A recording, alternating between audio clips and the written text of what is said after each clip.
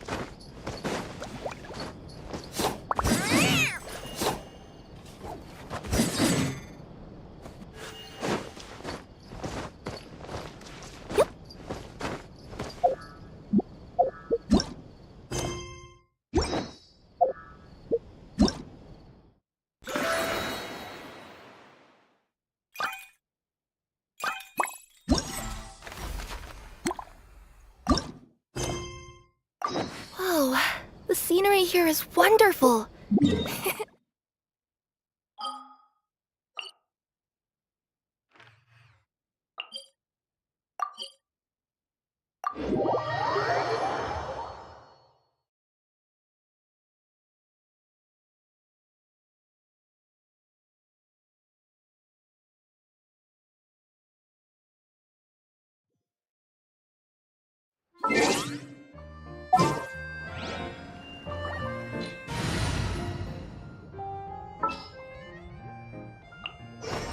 This world is full of unsolved mysteries.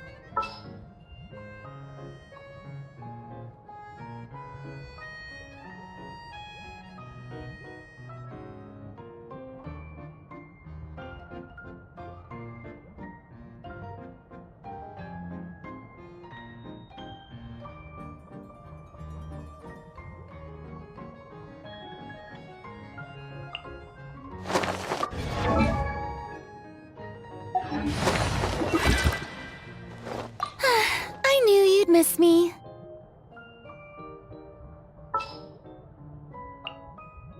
There are still so many places for us to explore. Package? No. No peeking at my cup. The show begins!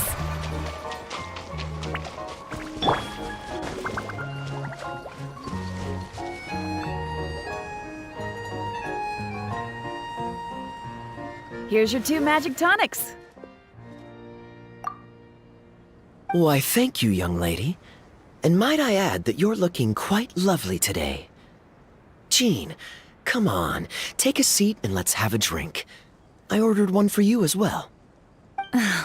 But is this really appropriate? I mean... Still worried about Clee? Relax. Albedo's with her. She'll be fine. Kaya and Master Jean! What are you two doing here? Oh, look who it is. The Traveler and Paimon. You must be the pleasant surprise that Miss Alice told us about. Greetings to you both. This is one place I didn't expect to run into you two. The locals here have been talking non-stop about some brave heroes who saved the world. Let me guess. You two have been up to your old tricks. Well, not just us. We only played a small part. You could say we were 2 members of the Heroes Adventure Team. Still sounds mighty impressive to me. As ever, our honorary knight is making us proud wherever they roam. That's right. We received a letter of invitation from Miss Alice, proposing that we take Clee for a vacation in Fairyland when work dies down. I wasn't sure what she meant by Fairyland at first, but if my eyes are not deceiving me, she was being quite literal. Clee ran off excitedly as soon as we arrived. I'm a little worried about her, but Albedo insisted he would look after her while we do our own thing. We could hardly say no to such a considerate offer, so I took it upon myself to bring Jean to the nearest tavern we could find. Any excuse for a drink, huh? Well, we are on vacation. It's only fair that we get to indulge ourselves a little. You're right. I should make an effort to relax and unwind. It's what Miss Alice would want, after all. Oh, wait, Kaya? What exactly did you order from the bar? The house special, of course. Best way to get a taste of the local culture.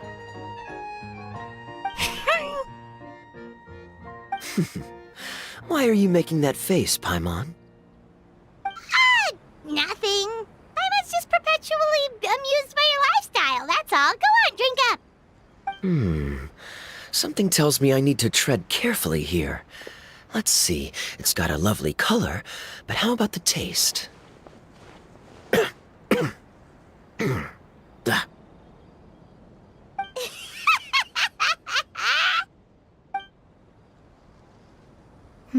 I think maybe I'll pass. But it's such a shame to waste it. All right, Paimon. Well played. Well, Paimon got burned too, if it's any consolation. It's nothing personal. Oh, by the way, we weren't the only ones who got invited here. I saw Kale earlier. She didn't see me, though. She was making a beeline for that big tree. The Kingdom of Breezes and Bells, you mean? Oh, this is turning into a huge reunion! Maybe we should go say hi to her! All right. Well, give her my regards.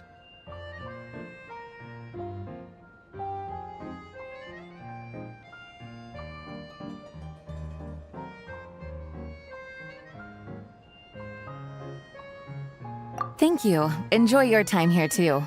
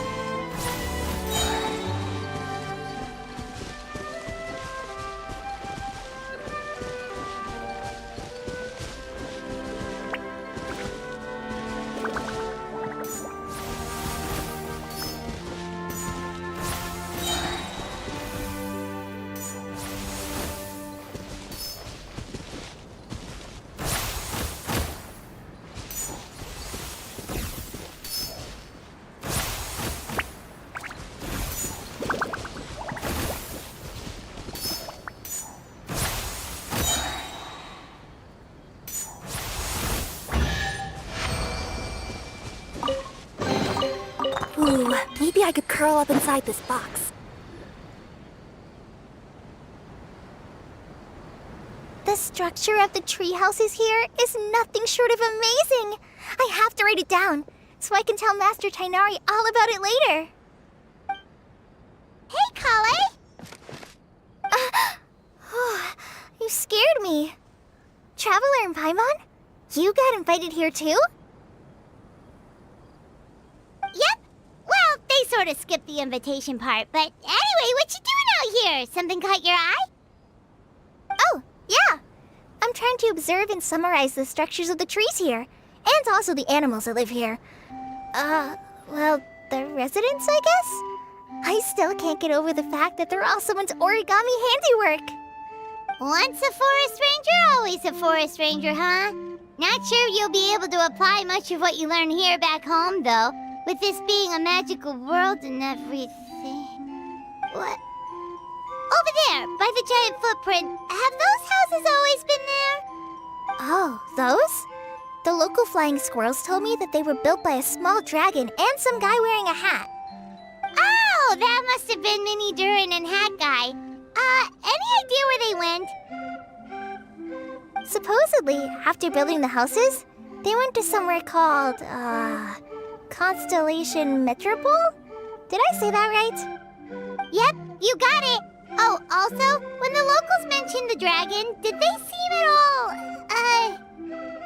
did they say how they felt about him at all? Now that you mention it, the atmosphere changed a little when they talked about him.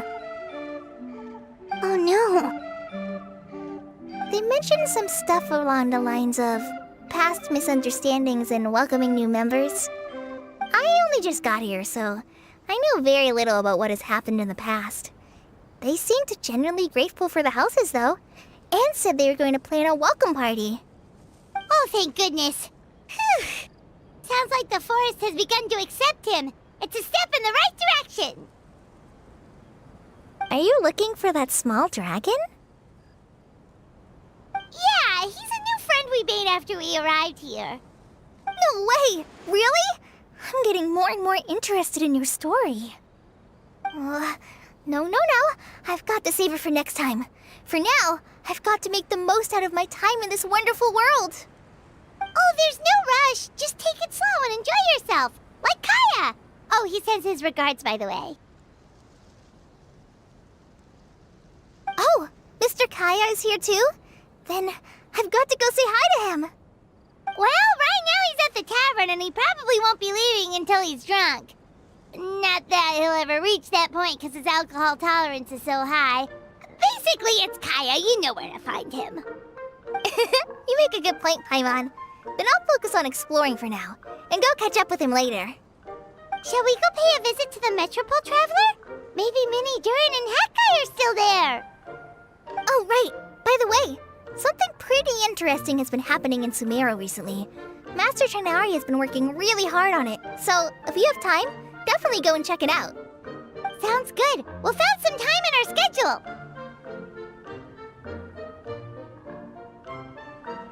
Of course. See you later.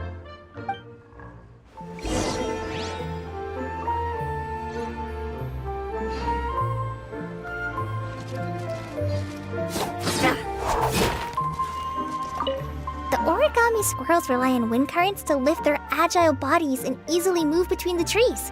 This has created a truly unique ecosystem. Oh no! I'm running out of pages on my notebook.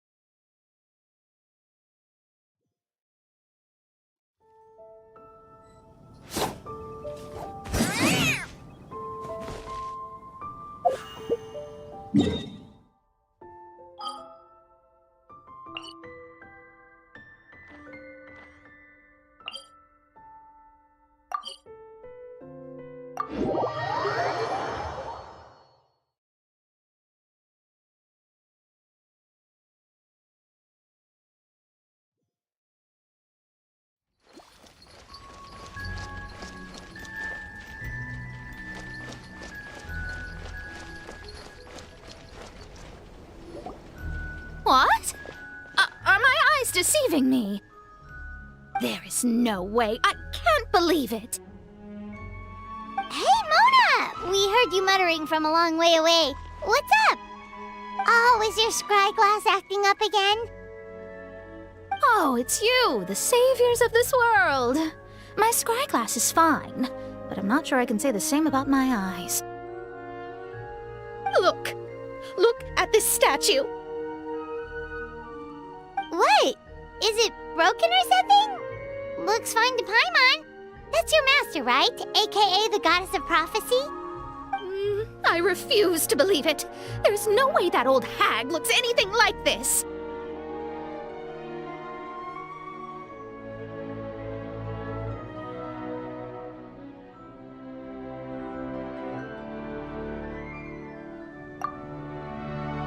When she was younger. Oh, actually, now that you mention it, this does remind me of the fashionista phase she wrote about in her diary. She can't hear me, can she? I swear I just got chills down my spine. Either way, it's probably a little rude to talk about her right under her statue. But how do you know it's a statue of her if you never saw her as a young woman? I did a quick scry when I came into this world, and when I saw the stars' reflections, I was at a loss for words. It looks like fate in Simulanka is based directly on Tevat. A projection of real-world fate to form an image of reality.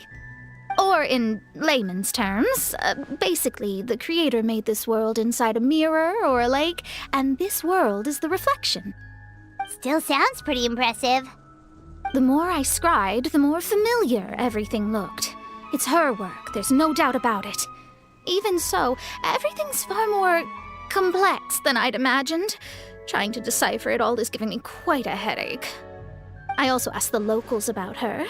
They call her she who has dominion over the stars and the course of fate itself. Not even a pretense of humility. Clearly, she let the role of creator goddess get to her head.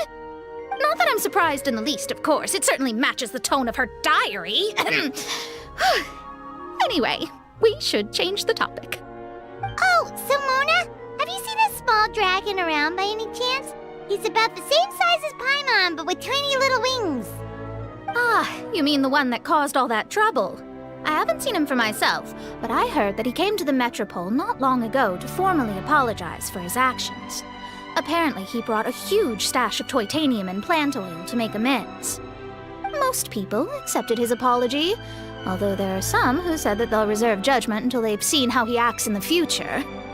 Oh, okay. Do you know where we can find him? One moment.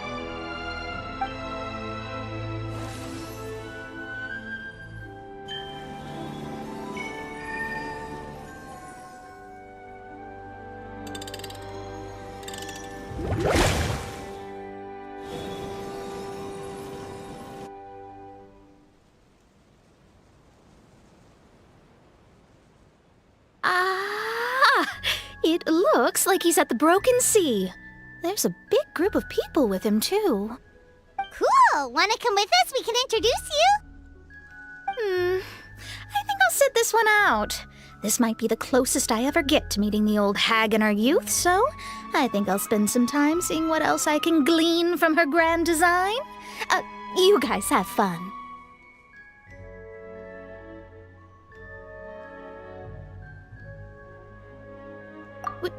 What do you mean, be careful? Now you're making me nervous. We'll be off now. See you later, Mona!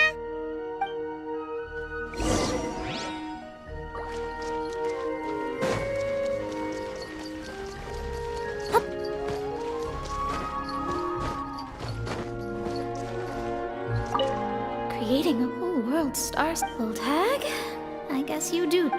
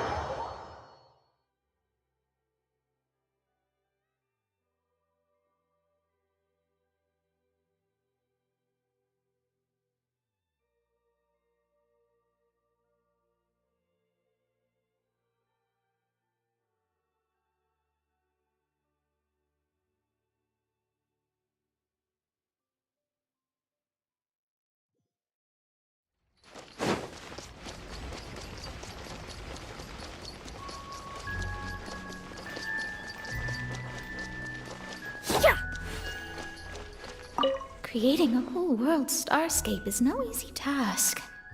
Old hag, I guess you do deserve the title of Trismegistus after all.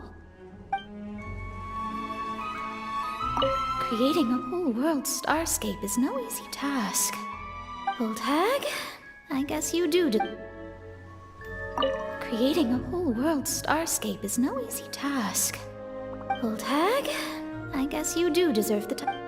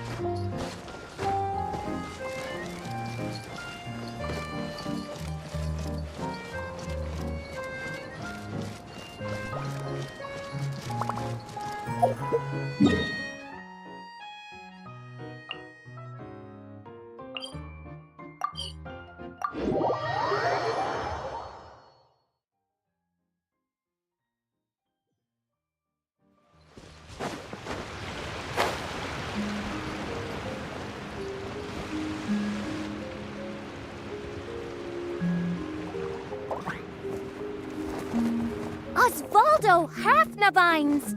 Does thou see what I am seeing? Tell me that my all-perceiving Aug de Verurtelung deceiveth me not. Your eyes see true, mein Fräulein. Very well. Then, as sovereign ruler of the Immenachreich, I extend to you both my greetings, O Night Dragon from the land of the Thousand Stars and his hat-wearing servant. Who did you just call a servant?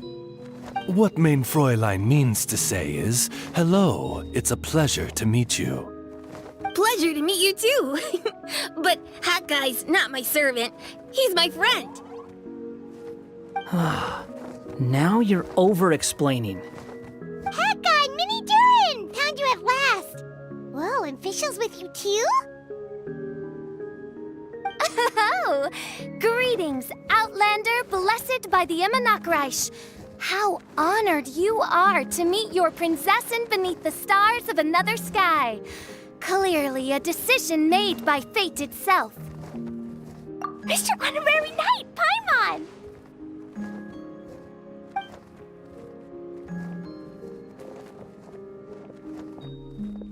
Greetings. You both look well. Hey there, Klee! Have you been having fun here? Yup, loads and loads of fun. There are so many cute animals and a magic train that was really long and a huge, huge castle and a king lives there and everything. I've been taking Klee to see all the sights. It's been a very enriching experience. Alice's magic is truly outstanding. Yeah, Mom's amazing. Klee wants to build a great big house now, too. So, your mom and my mom were friends? Mm-hmm. Our moms were friends, which makes you my big brother. My mom used to read your mom's stories to me all the time. They were great. Big brother? Wow. Thank you, Klee. Can I go play with Klee, Hat Guy? Suit yourself. Albedo, can I? Go on. Just don't go too far away. I'll come pick you up later. Yay! Come on, Mini Durin. Do you want to come play with us too, Fischl? Your prinzessin accepts your invitation. Rejoice! Though you may be concealed by fog, still you shall have the good fortune to witness the true might of the Aug de Verurtelung. What mein Fräulein means to say is, perhaps we can all play hide and seek together. Mein Fräulein is it. Hooray! I love hide and seek! Oh, me too!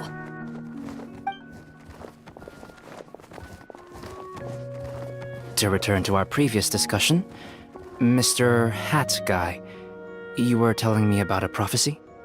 I heard B talking to M. What she said was, Since you're so persistent, let me tell you a secret. Our child will one day rise from the dead.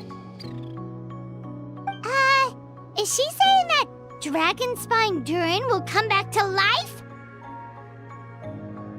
I only heard it in a memory, so don't hold me to it. Understood. My recent observations at Dragonspine lend credence to this prophecy as well. Durin's heart has slowly but surely been growing in vitality. The process is extremely slow, but the trend is clear. What should we do? To start with, plan for every potential scenario, including, of course, the worst-case scenario. I am well aware of Durin's past, and I sincerely hope that things never escalate to that point. Still, we need to be prepared for every possibility. If the prophecy is true, and Durin's heart will one day beat again, I'd like to hope that whatever rises from the dead is no evil dragon, if you understand what I mean. Kind of? But not really. And so, when the time comes, Mr. Hat Guy, will you and Simulanka's Durin be willing to lend us a hand in our hour of need? Huh? What's this got to do with me? You saved the Durin of this world. I don't see that as a mere coincidence. If there is any meaning to be read into the actions of the three goddesses, beyond fairy tale whimsy alone, I can only boldly speculate that the fate of this reflected world may have a reciprocal effect upon our own world. If Durin of Dragonspine will soon come back to life, we will need many Durin's help, as well as yours, given that your fates are now intertwined. Well, that's a nuisance. To be sure, it certainly won't be easy. Albedo! There's a flying paper ship over there! Can we go see it together, please? Sure. 2 seconds, I'll be right with you. Please give my suggestion some thought, Mr. Hat Guy.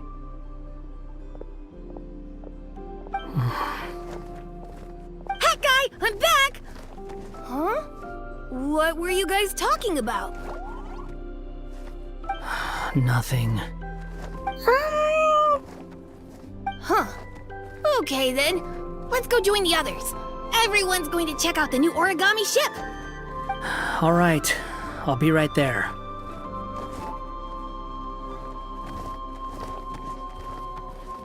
Why would I be? Do I strike you as someone who cares about other people's issues?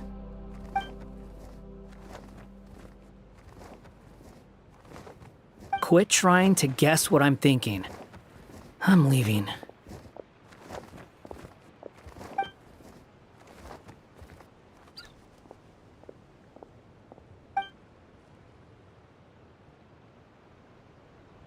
Aww, what a lovely little boat!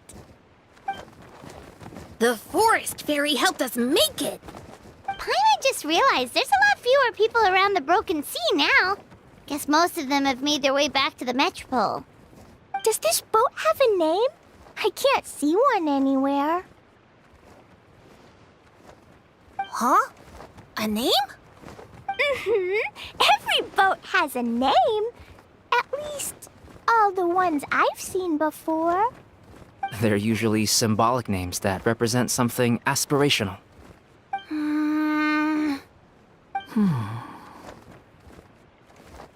Let's go with the Durin. Huh? You want to name it after me?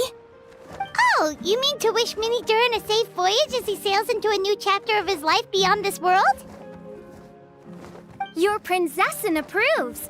Let this vessel bear the name of the most esteemed dragon of the night. The Turin. Let's call it that then. Thank you, Hat Guy. Also, can I ask you a favor? Go on. Remember how Mom's friend said I should be able to leave this world? Well, I want to pay a visit to your world. Just a quick trip, can we? Huh? Is that a no? Paimon thinks that's a great idea. If the people of Simulanka are allowed to go to Teyvat, then what's the problem with taking Mini-Turin there for a visit? I'm assuming I'll have to be your bodyguard while we're there. I can protect myself. And I'll do what you say.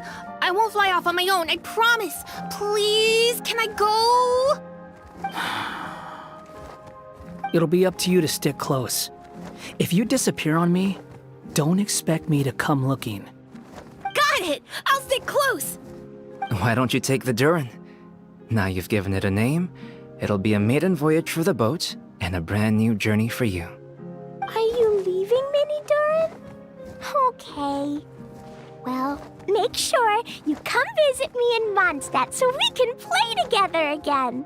Klee will draw you a map to show you the way.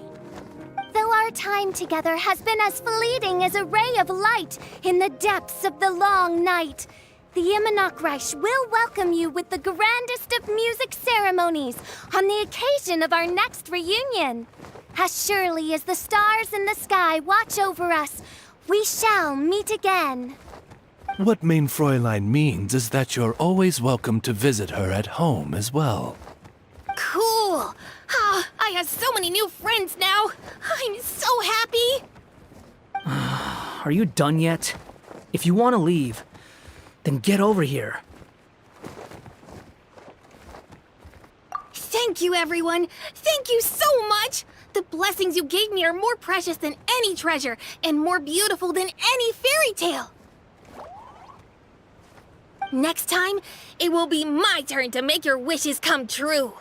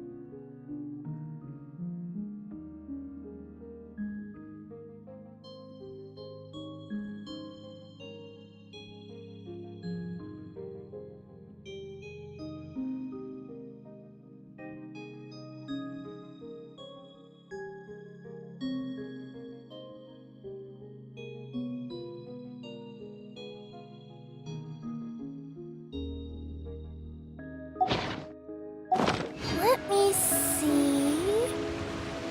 Okay, let's get going. The next location. Yeah.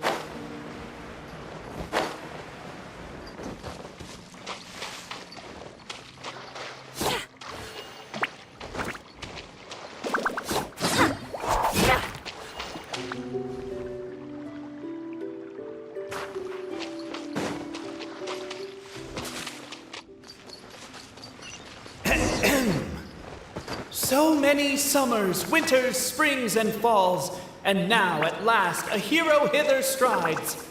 This realm knows not what lies beyond its walls. Its secrets mystify the world outside. Wait, new voices. Who are they? May I present?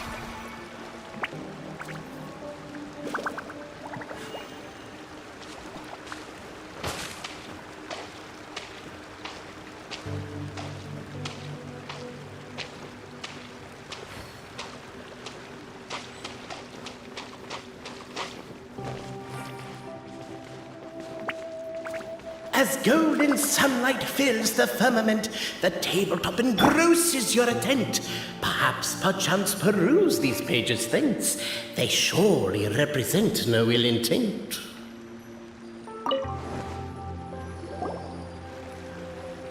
Stop the poem. We have a situation. Something's up with this person. Traveler? Are you alright?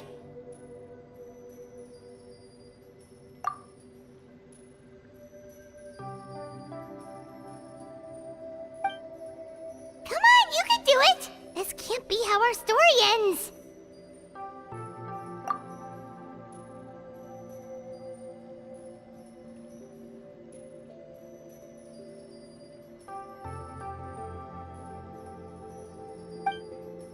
Can I give you a hand or a tail, even?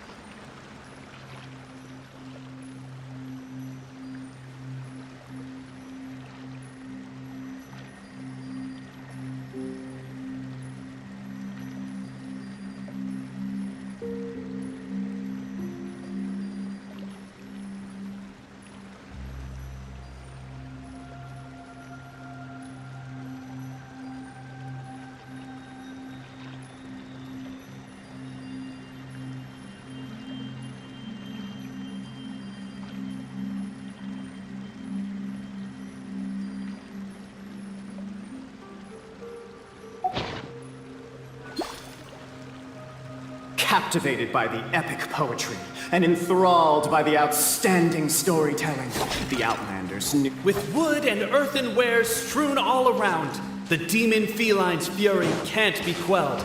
Reducing them to rubble on the ground, she finds the vessel's vacant save for... air? She finds long gone the gems that once they held. Are they describing how we broke the boxes and jars? Who are you calling Demon Feline? Namely, to remove the clockwork key from the raised platform up ahead. Perhaps the Outlanders are worried that something drastic will happen the moment they remove it. Maybe that's why they're investigating the area thoroughly first. Can't fault them for that. I'm wondering if we can take advantage of this downtime to discuss whether we really need to keep this up. Oh, if you guys don't want to put on a voice and speak in verse, be my guest. Just don't blame me for your own poetic incompetence. Cafe, With wood and earthenware strewn all around, the demon feline's fury can't be quelled, reducing them to rubble on the ground. No, you don't. I wrote... As the Outlander stands before the clockwork key, they're overcome by a sudden urge to set it free. Also, Cafe, that'll be my last rhyming line. I'm not writing any more poetry until you apologize. What does it matter anyway? I've lost count of how many people have tried this before. No one's getting that key out. Yeah, I noticed that too. It's one standard for us and another for you. That's not fair, Cafe.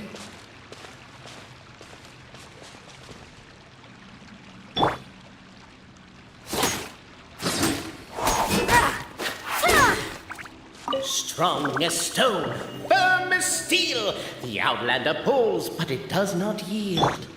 This has happened many times before, but this time is different. A thought enters the Outlander's mind. Attack!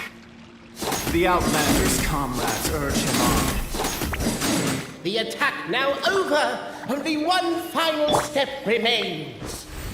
Now it is the time to seize the key. Coming through. Yeah.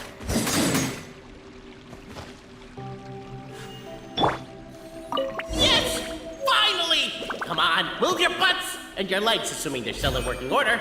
It's showtime! No hard feelings about your lack of poetic contributions? Oh, let it go!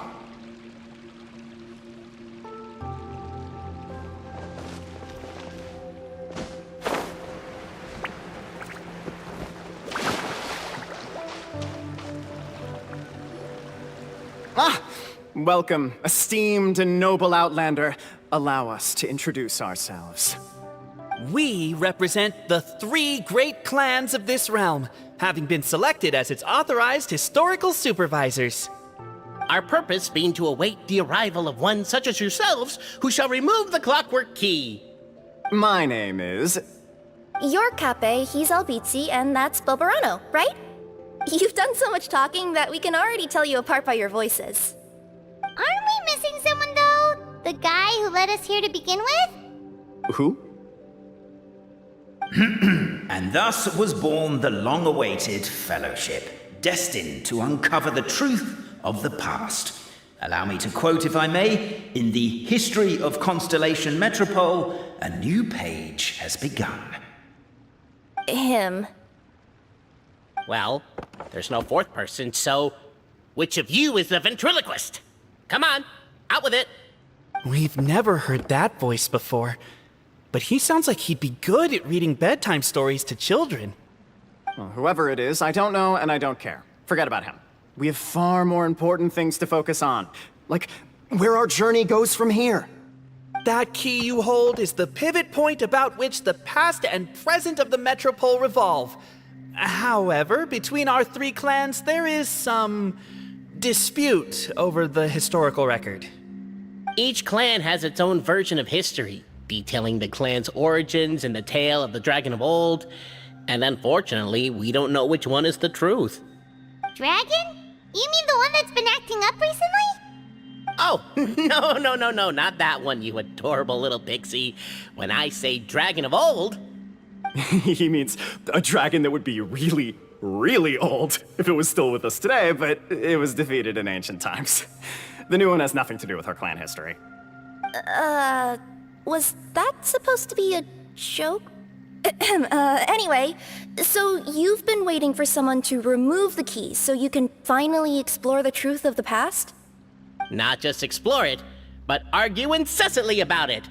Honestly, I don't care that much. Cape's the one who's always bothering us about it. What we need to figure out is who resolved the dragon crisis. We have to know that before we can decide which is the supreme clan. The moment you removed the key from where it was lodged, you became the honorary Marquis. We humbly beseech you, noble Outlander.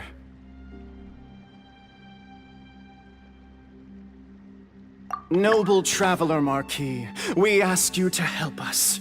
You and your talking Puss in Boots and the pale floating pixie. Puss in Boots?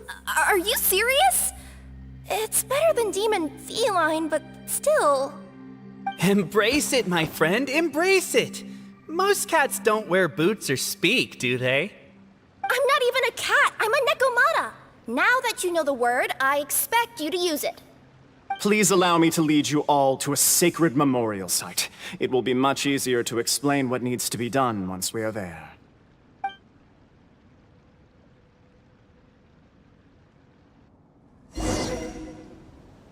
This place is sacred to my clan. It's where our brave forefathers once took up arms against the Dragon of Old.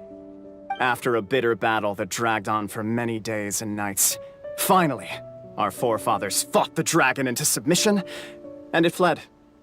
They took turns, though. Some forefathers worked the day shift, while others worked the night shift. So they say. It's just a legend, though. Wait a second? Did I just hear you admit that your clan's history is just a legend?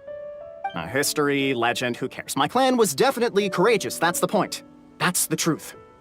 And isn't the truth what we've all been arguing about non-stop for all these years? Capet's words gave the traveler food for thought. Could it be that the truth in a fictional world is equivalent to fiction in the real world? But that would have to wait. Apparently, Capet was not alone in his pilgrimage to this sacred site.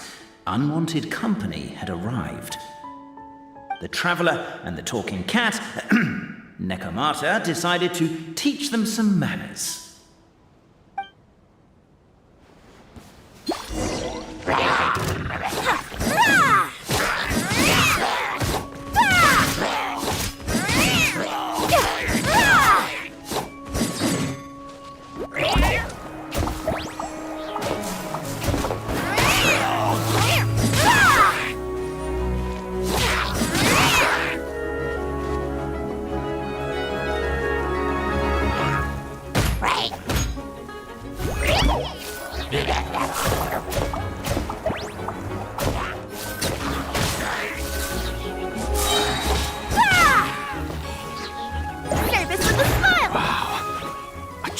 Display of heroism and valor. It was as if the spirits of my ancestors were fighting through you. Here's a thought. You'd be wrong, but maybe the Traveler Marquis is a lot more powerful than your ancestors. Technically, by saying that, aren't you implicitly acknowledging that my clan's history... Your martial prowess and show of courage are a more vivid reenactment of my ancestors' feats that suit the modern aesthetic. Now, let's get down to business. As we all know, time is but an illusion. Time may flow line by line, page by page, or frame by frame, but usually it flows in the form of springs and gears. And that clockwork key you have in your hand can turn back time and make the past reappear. Well, actually, my view is that the illusion of time is more of a problem of consciousness. Gears power the body, while the body is the vessel of the conscious mind. But the mind cannot understand the dimension of time, so we experience instead an endless continuum of moments as the pinion of now turns along the rack of ages. I'm getting flashbacks to when I was delivering packages to the Sumeru Academia. A teacher once asked Albizzi what his greatest fear was, and he replied, dragons. Boberano was asked the same question. He replied, time, and repeated the argument we just heard. The teacher then turned to Capet and posed the same question. He replied, Boberano. The manuscript that tells the truth of the historical record, the blueprint to all of creation, the work of the great mage themselves. It can be found at the beginning of the gear rack, and on the very first page of the book. Paimon didn't follow all that, but basically, you're just saying that we need to put the key in and turn it all the way back? Exactly. It is said that in the beginning, the goddess of creation took the goddess of fate's manuscript as a blueprint, placed it under the goddess of prophecy's starry realm, and generated the world from a few magic arrays. So in a few moments, when the great clockwork key turns the local time here back to the very beginning, we will restore the magic arrays back to their original configurations. Hold on, isn't stealing part of the blueprint of creation a little dangerous? Also, how are we supposed to know the original configurations of the magic arrays? Well, the general shapes of the configurations have been passed down over the ages. They now form the family crests of each of our clans. So you'll just need to reference my family crest and join the dots accordingly.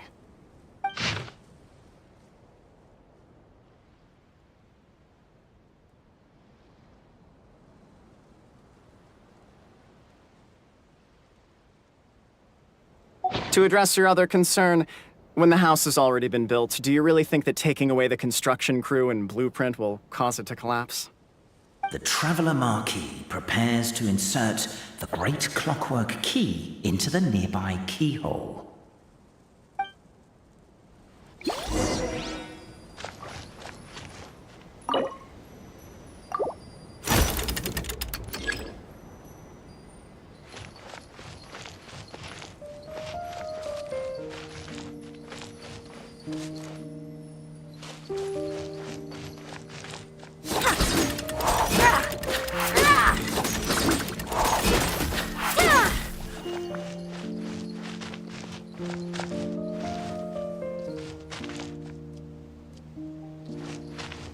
I guess we should start here?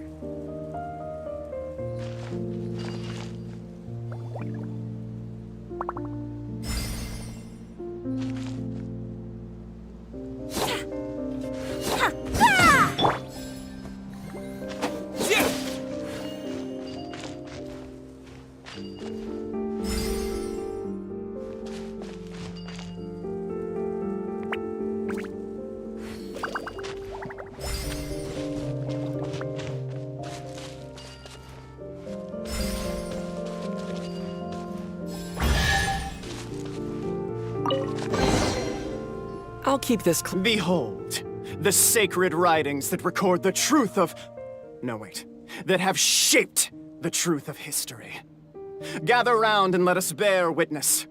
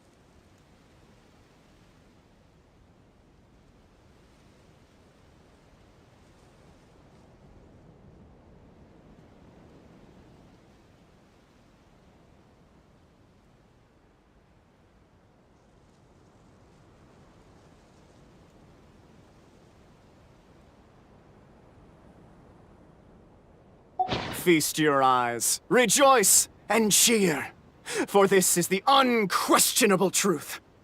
Look at the signature. Nobody is capable of forging that. I don't believe it.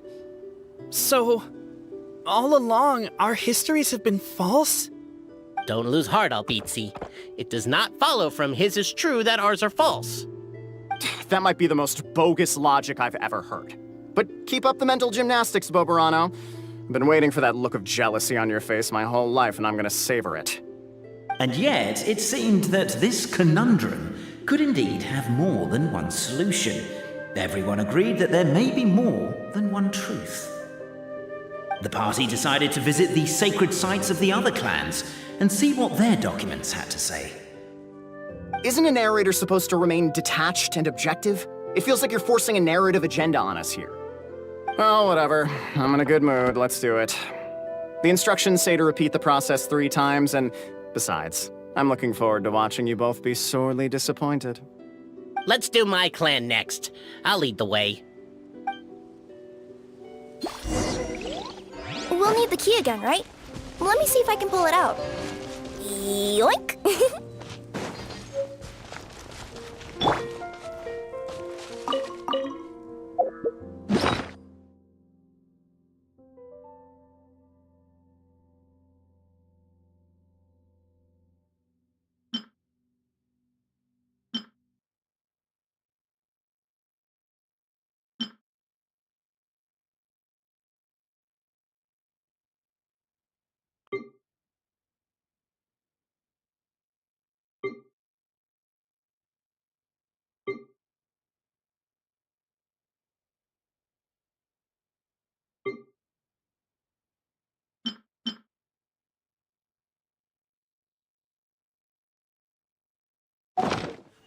I wonder what's inside this package.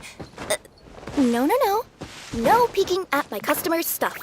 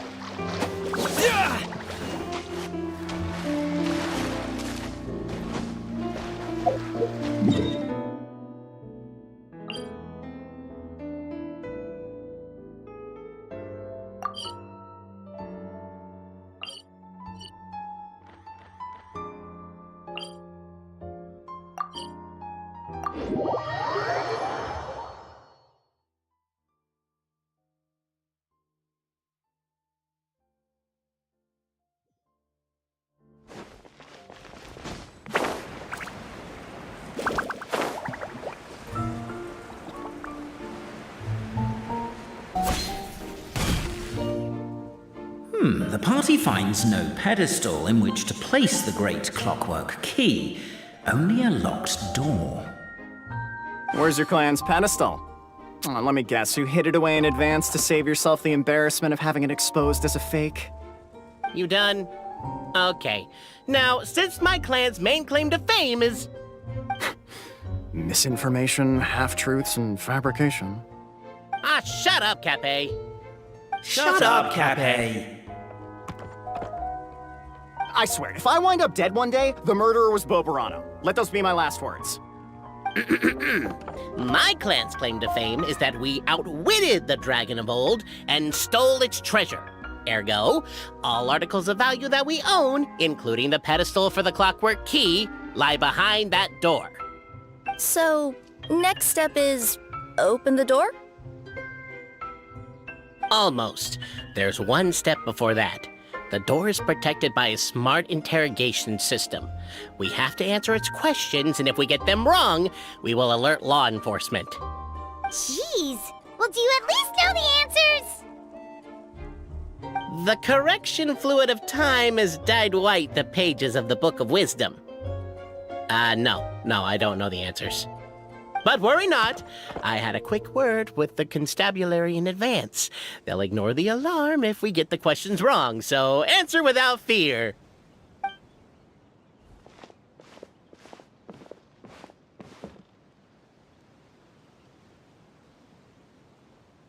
Question 1.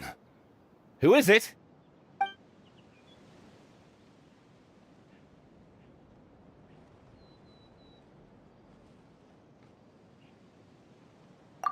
The great yokai, Nekomata in boots. And the trusty travel guide, Pixie! Travel guide. Trusty travel guide! Question 2.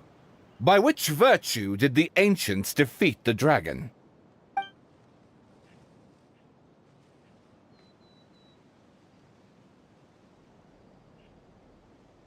If this is the right answer, I swear I'll... Correct! What? A barefaced lie. So low.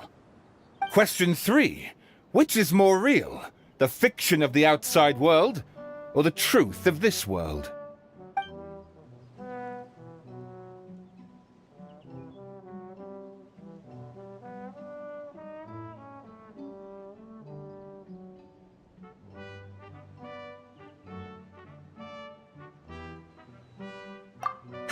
Please try to avoid being unnecessarily cruel in your response.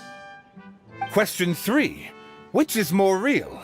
The fiction of the outside world, or the truth of this world?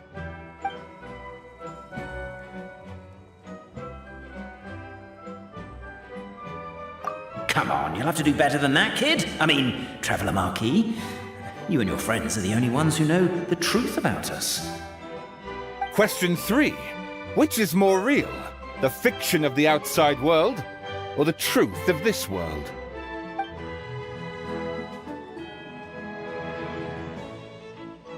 Hear, hear! Who can be sure that the outside world isn't just a dream, and that when the dreamer wakes up, they won't just find themselves inside a novel? There is no way to know, therefore both are equally real. All correct. You may have the key pedestal.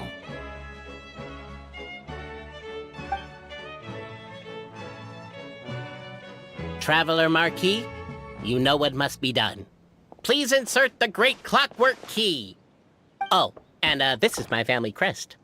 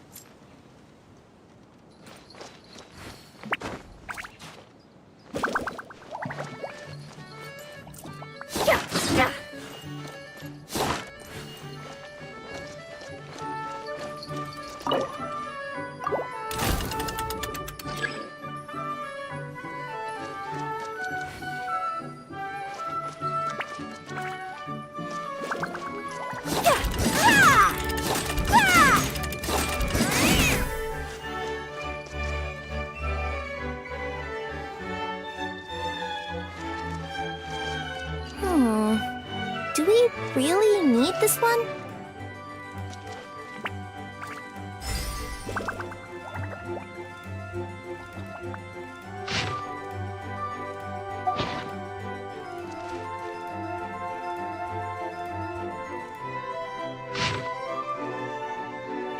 The Traveller Marquis draws a design that is practical and aesthetically pleasing in equal measure.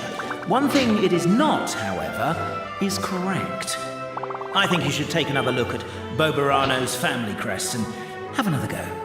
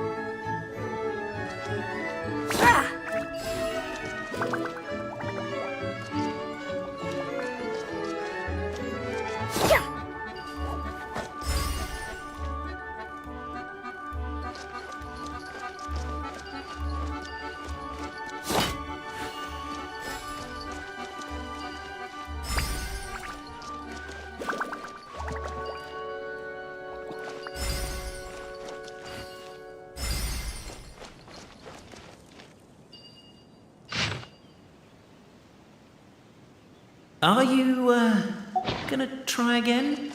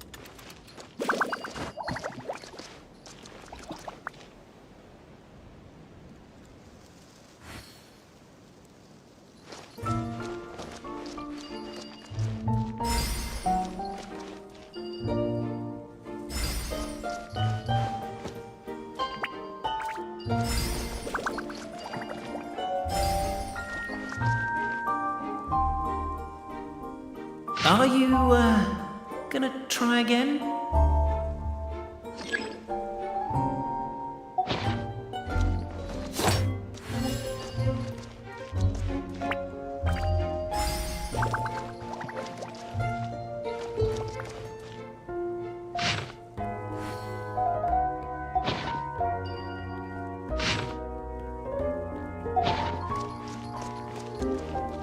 Are you, gonna try again?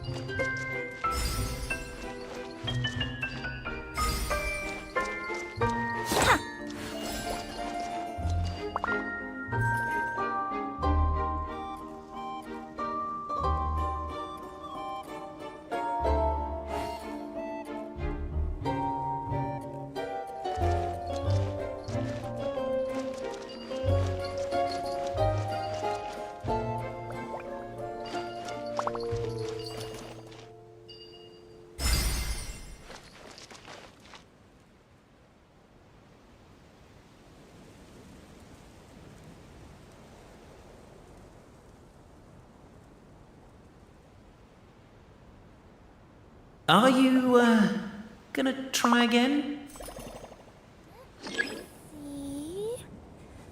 Okay, let's get going. The next location on my list is really far away. Hup.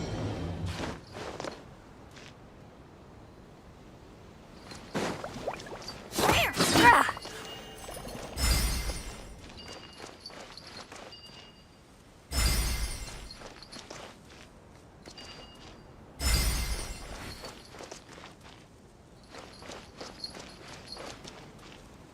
Are you, gonna try again?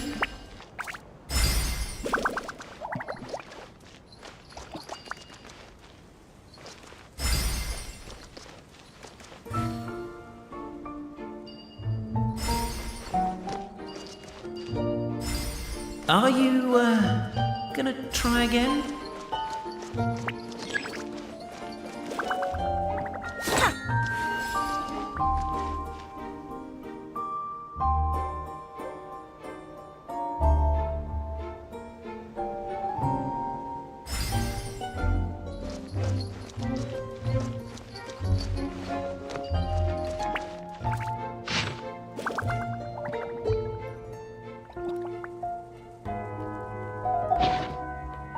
Are you, gonna try again?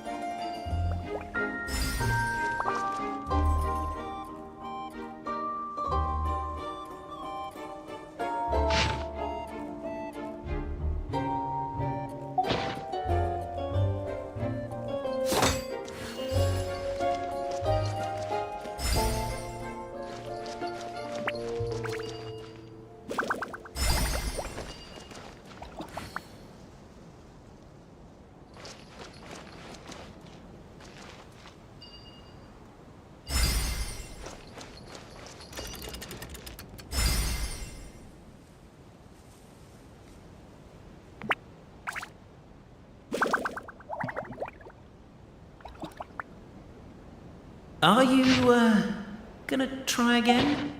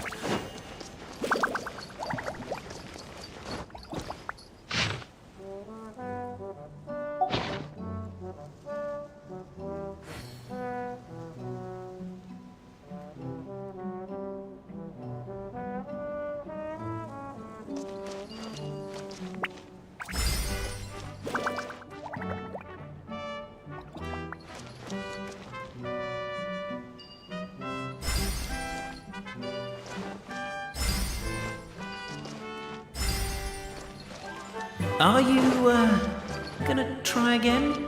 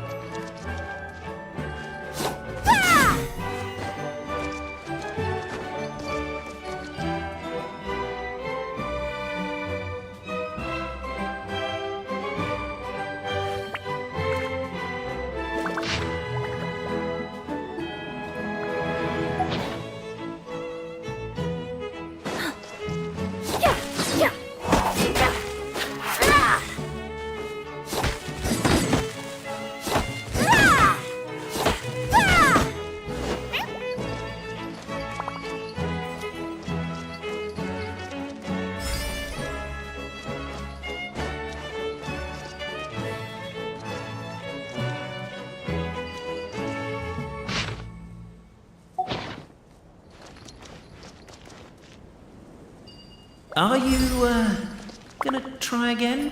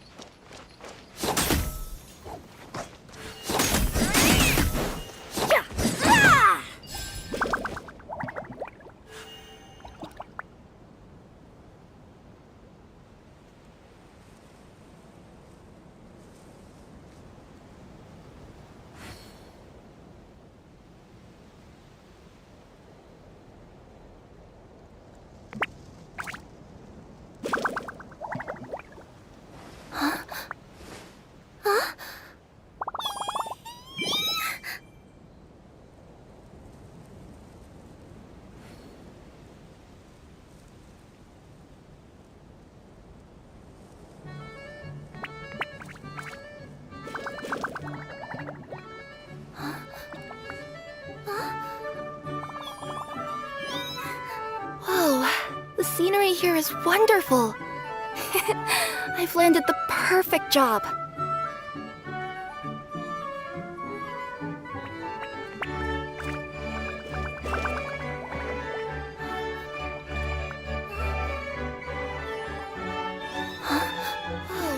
The scenery here is wonderful. I've landed the perfect job.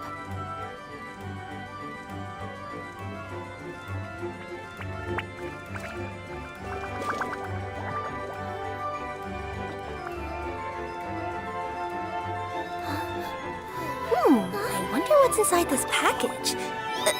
No. No peeking at my customers' stuff. I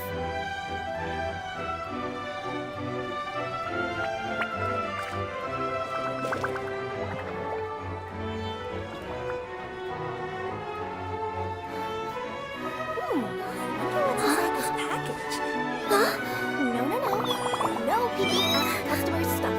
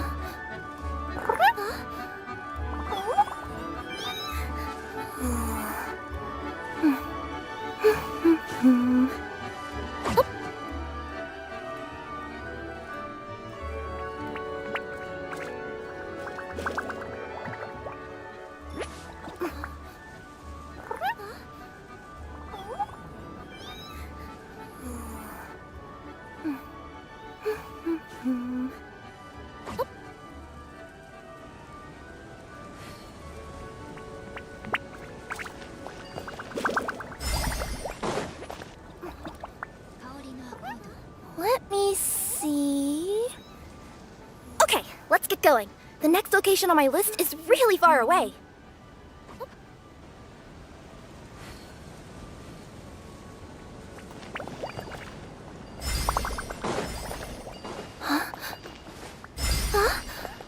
Let me see. Okay, let's get going. The next location on my list is really far away.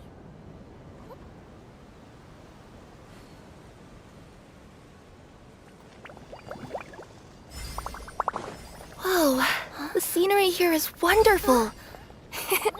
I've landed the perfect job. Okay, let's get going. The next location on my list is really far away.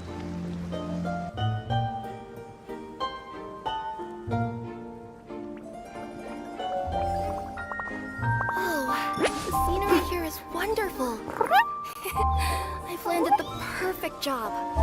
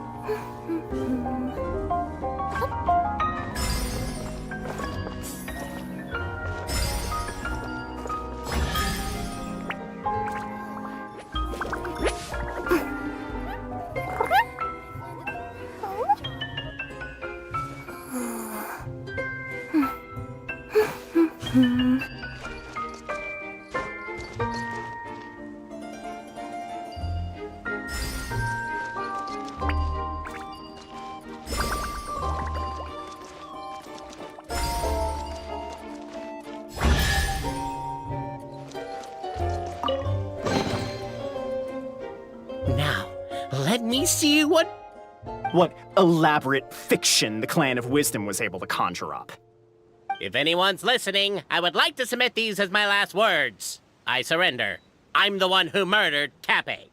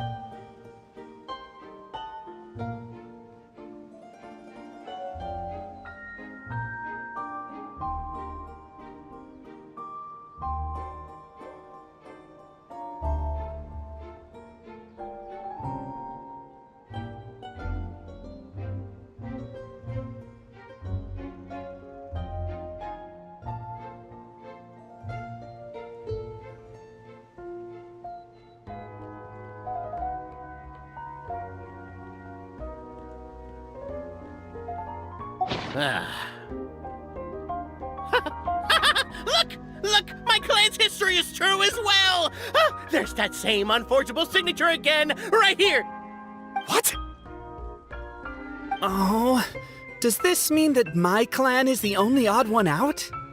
Given that my clan's wisdom is such a subject of ridicule in your eyes, I will now appeal to my own personal intelligence, which I believe far surpasses that of my clan at large, and make a prediction.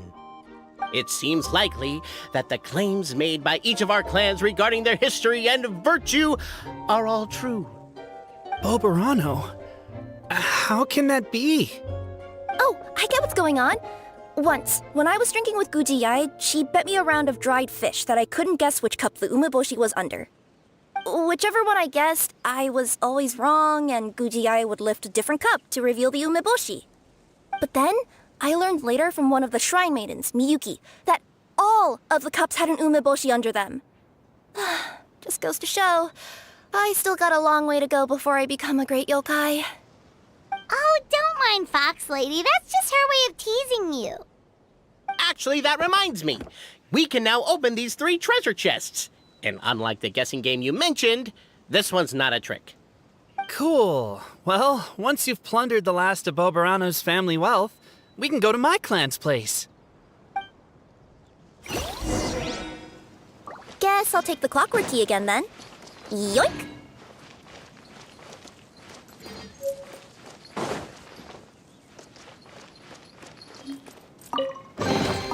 Did someone drop their package?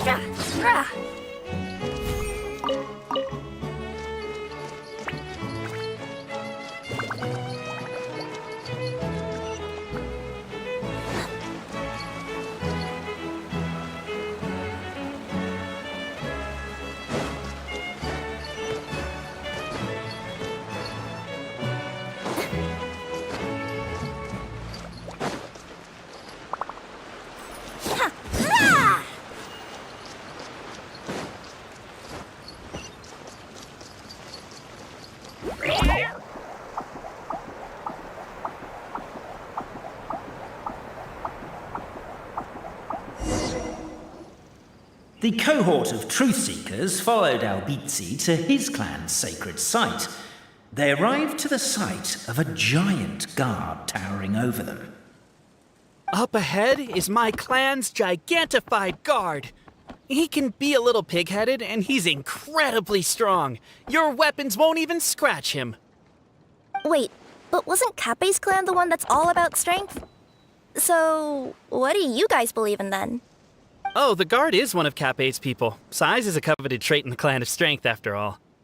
Mine is the clan of empathy, and our key contribution is growth serum. What's empathetic about that? Our ancestors believed that, just maybe, the dragon of old didn't mean us any harm at all. Perhaps the dragon simply didn't notice us, since we are so very tiny. So, they drank the growth serum and grew even larger than the dragon. Then, they set the dragon down, calmly explained their perspective, and eventually taught it how to empathize. The serum isn't what it once was, though. Nowadays, it doesn't make you grow all that much, and it actually makes you lose your empathy. So I advise we take a detour. Despite Albizzi's words of caution, somebody, no doubt, has other ideas. Surely we could avoid a conflict with the guard, they think to themselves, if we could just try to understand one another. You could, of course, just take the path to your left and... Everyone, I have returned. I come with the long-awaited Marquis and their followers to search for the lost origins of our clan. Well, we weren't told anything about that this morning. Get out of here. Leave us alone.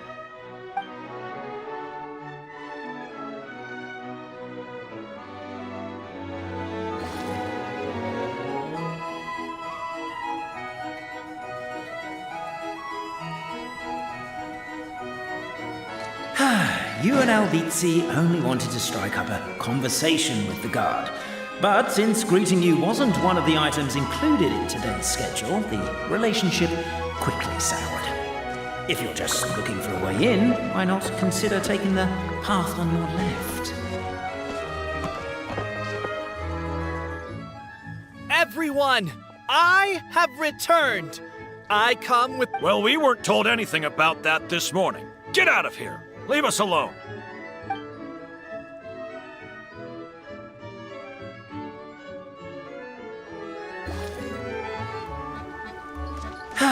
You and Albizzi only wanted to strike up a conversation with the guard.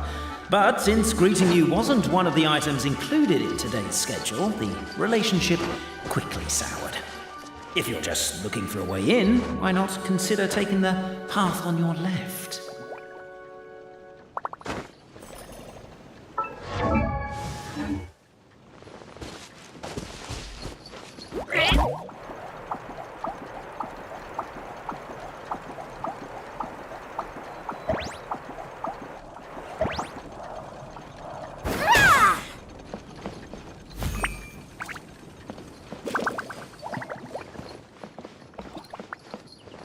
Determined, presumably, to always do what is right and never do what is not right, We should be getting close. Why is this place so full of junk? Are you the kind of people who never throw away the box when you buy something because you're worried you won't be able to return it without the original packaging? We'll never find the Oracle Pillars in all this mess. Never mind that. We have a more pressing issue. It seems there's a slight problem with my clan's family crest. The Marquis may need to utilize their wisdom to solve the issue.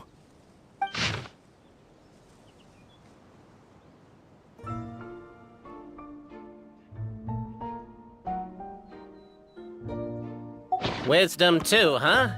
Well, you guys have a bit of everything. Over here! Yes! Keep the noise down! We don't want to alert the guard.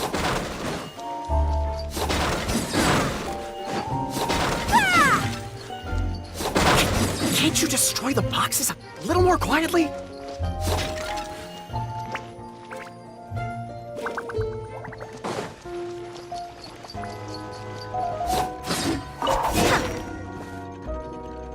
This is the guard's headquarters.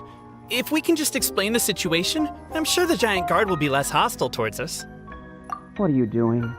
I'm busy reminiscing about old times with a photo of my friend. I know that voice. Is that Winston? So, you come crawling back. I told you, I am your only friend in this world. What were you thinking? Running off on a mission with two complete strangers. You are so naive. Oh, I'll make friends with them, I know I will. But in the end, I, alone, am waiting for you. I, alone, am your friend. That's not true. It's not just those two. There's the Traveler Marquis and his companion, too. You made other friends behind my back? Well, look at you, LBC, all grown up. That's the last straw.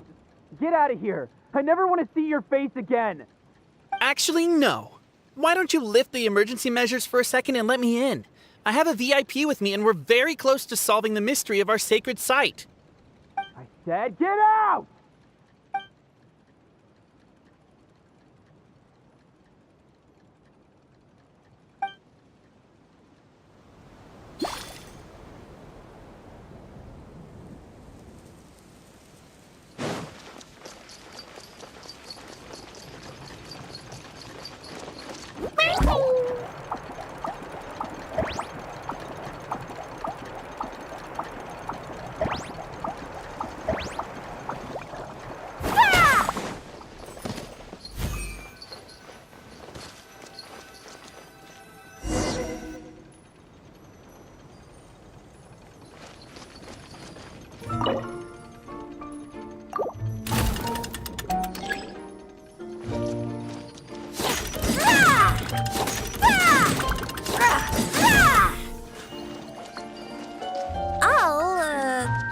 go keep watch.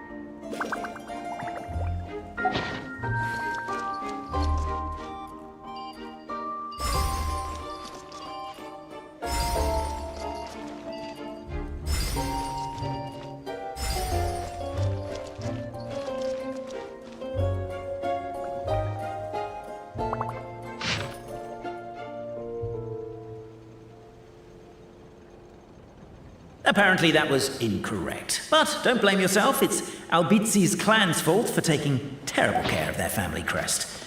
How could they let something so important get so dirty?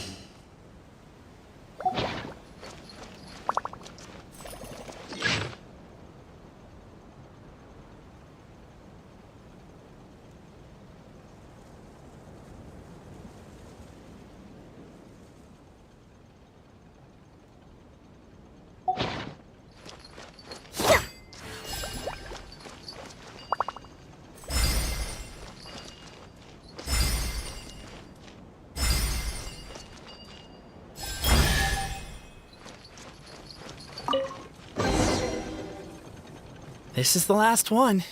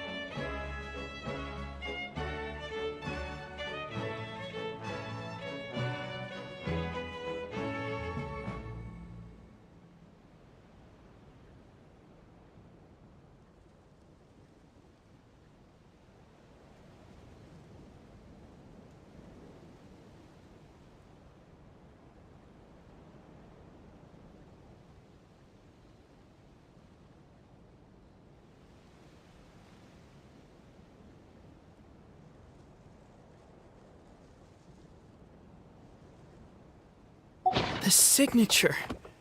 So it's true. Empathy is one of the founding virtues of Constellation Metropole, too. Just as we suspected, all three are the truth. Okay. Well, this is a lot to process. I feel a little empty inside. Yes, we found the truth, but there's too much truth. I get you. It's like in Inazuma, when there were only 6 books in the Mirage Warrior series, it was really popular. But by the time book number 88 came out, nobody wanted to read it. They all lost interest. A brief moment of joy is drowned out by a growing feeling of melancholy. But perhaps there is a glimmer of hope to be found too? Anyone? Anyone? All right, I'll say it. How is it the case that these three versions of history can all be true at once? That's exactly what Paimon was wondering, but Boborano kind of already explained it away earlier. So Paimon was worried she'd look stupid for asking the question. It's not a stupid question at all, my dear little pixie. While I did postulate that different truths may coexist, there is an issue when it comes to these three truths in particular. The problem is, all three truths are the history of the exact same thing, namely the dragon and the Metropole's origins. Yet all three bear the signature, showing that they're genuine.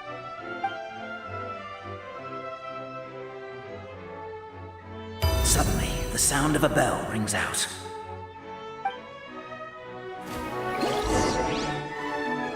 The bell! It rang once! What does that mean again? Ah, yes! Highest level of emergency! Everyone, to the main entrance! Stat! Bring all the glue traps and place them outside the gates! The whole city is on the lookout, and there's only one way out. It's the path right in front of you.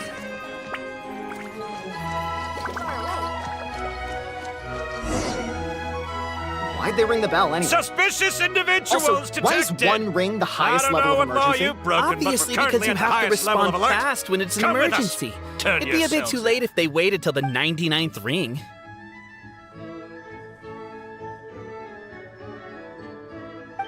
Let's try that again, shall we?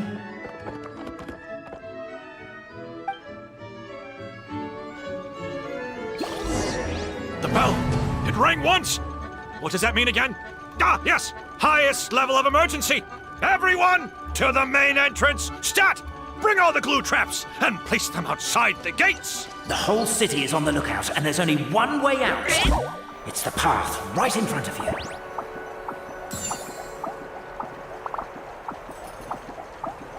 Why'd they ring the bell anyway?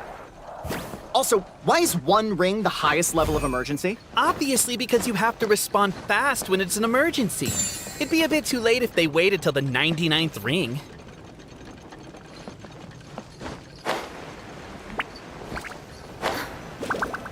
They're outside! After them!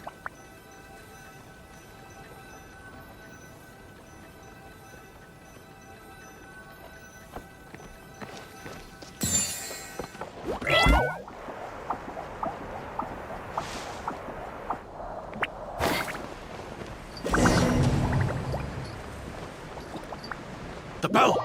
It rang once! What does that mean again? Ah, yes! Highest level of emergency! Everyone, to the main entrance! Stat! Bring all the glue traps and place them outside the gates! The whole city is on the lookout, and there's only one way out. It's the path right in front of you. Why'd they ring the bell anyway?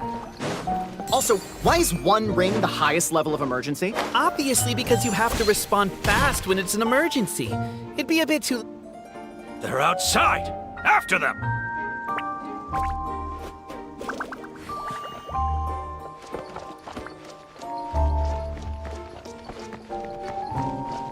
Arrest these suspicious individuals and their associate, Albizzi. You're coming with me.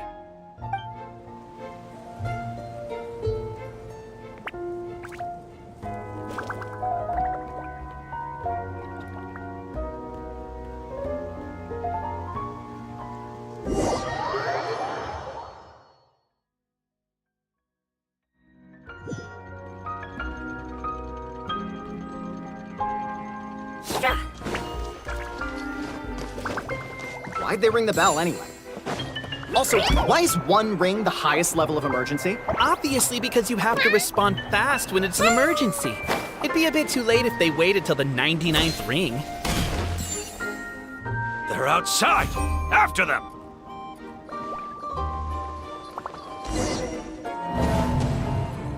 The bell. It rang once. What does that mean again? Ah, yes. Highest level of emergency. Everyone, to the main entrance! Stat! Bring all the glue traps and place them outside the gates! The whole city is on the lookout, and there's only one way out. It's the path right in front of you.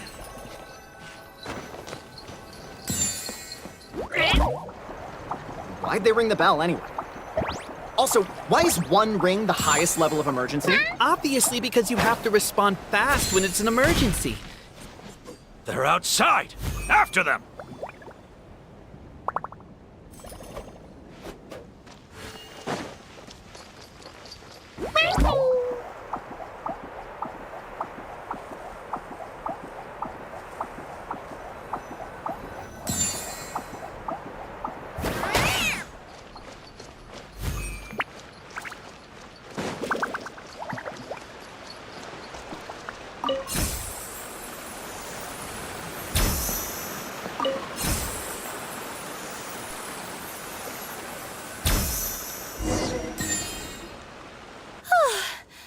We made it out. Don't know if we'll still be needing this clockwork key, but I yoinked it out before we ran, just in case. Okay, but back to the truth problem. There are 3 conflicting versions of the truth, and somehow they're all still true. What is that supposed to mean?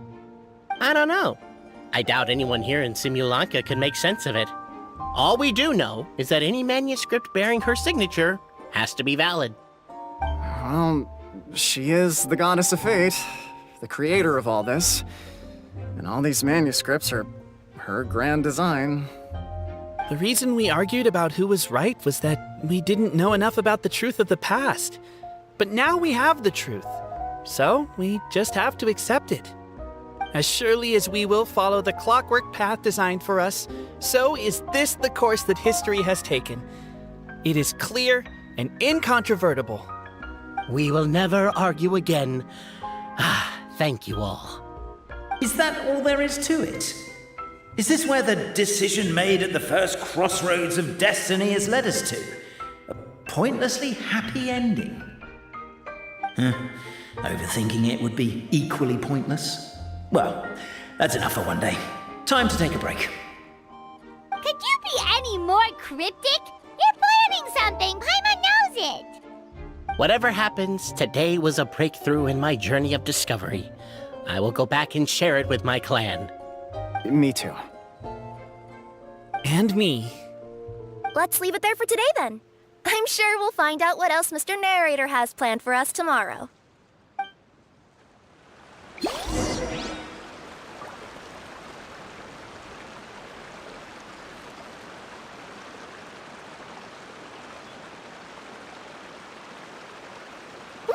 I wonder what's inside this package. No. No peeking at my customers' stuff.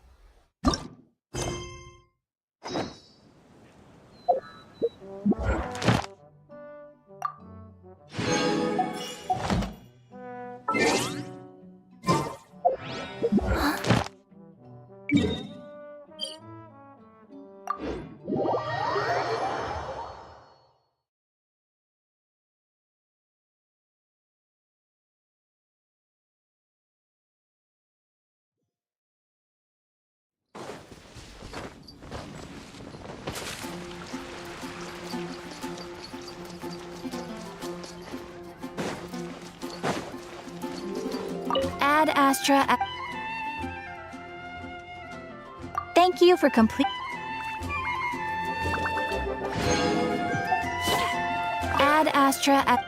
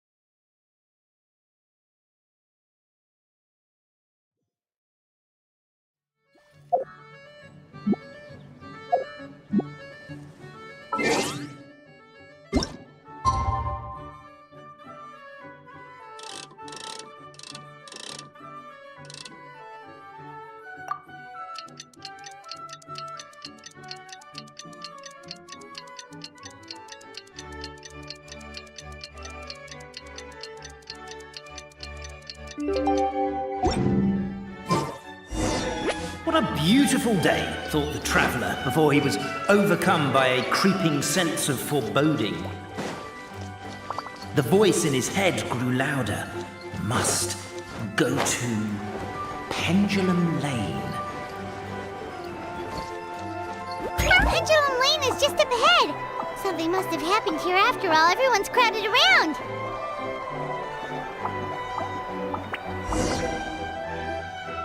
Oh my god, this is terrible! I don't understand. The three great clans of Constellation Metropole have finally made peace with each other. Who could have done this? What happened? Oh no, someone's lying on the ground. Cappe! How did this happen? Cappe, you idiot! Wake up! You need to revise your last words or everyone's gonna start suspecting me! Last words? What did he say? If I wind up dead one day, the murderer was Boberano. Ugh, you could have at least pretended to not remember it. I'm sorry, Boberano, but this is an interrogation. I have to give the detectives straight answers.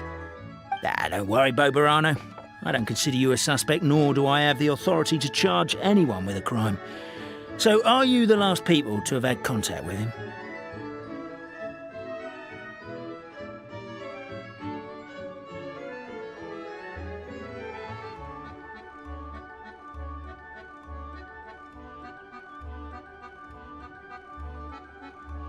My sincere condolences.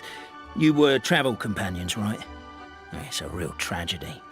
I'm afraid he'll be out cold for another hour and a half, at least. Huh? Yeah, I know.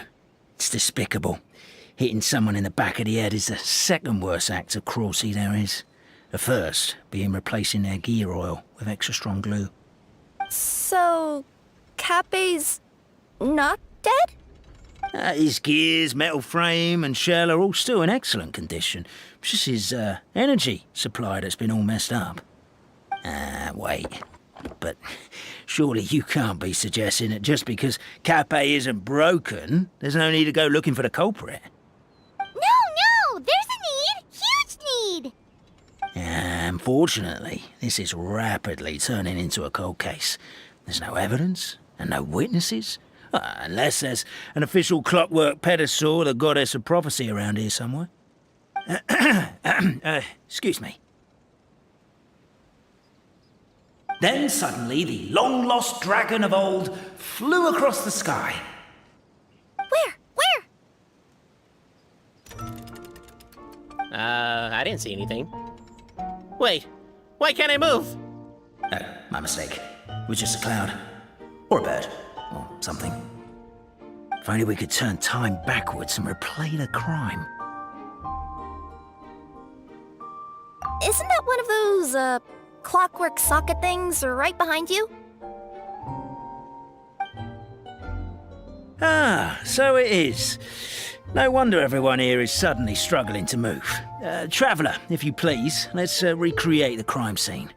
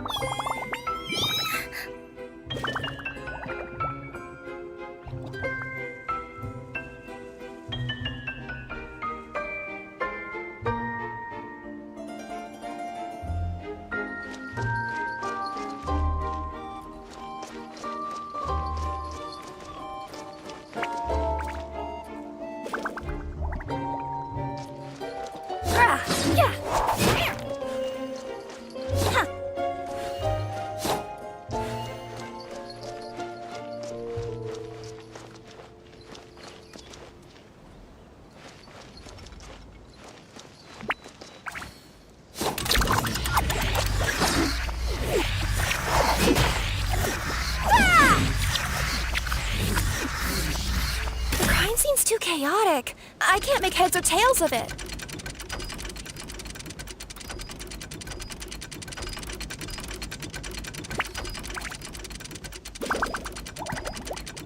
Oh, the scenery here is wonderful. I've landed the perfect job.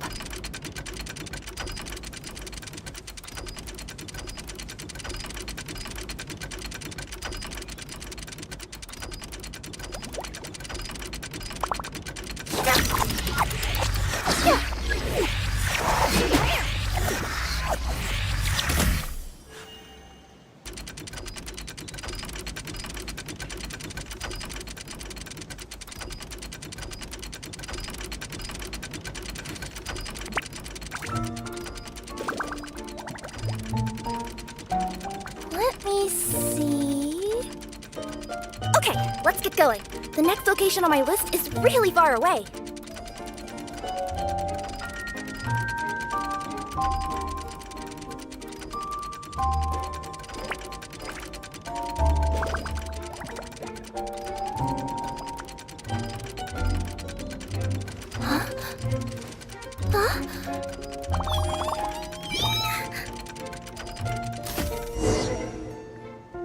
Well, that clears it up. Cape was walking along the street, and he suddenly collapsed. He was faking it. What? So case closed?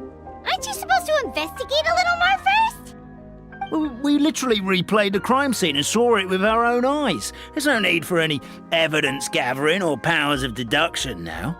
And besides, maybe the truth is inherently strange by nature. Like how Constellation Metropole has 3 histories, each of which is the truth.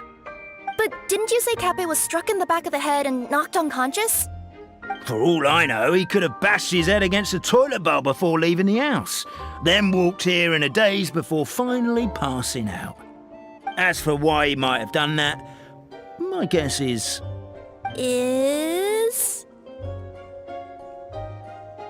With the Supreme Clan question left unanswered and the tension in Constellation Metropole suddenly wiped away, he was looking to create a new source of conflict. Only then would the city feel alive again. Do we really think he's capable of that, though? Sounds like a pretty complicated conspiracy for the average Simulanka resident. Traveler, something about the crime scene isn't sitting right with me. It just seems unnatural.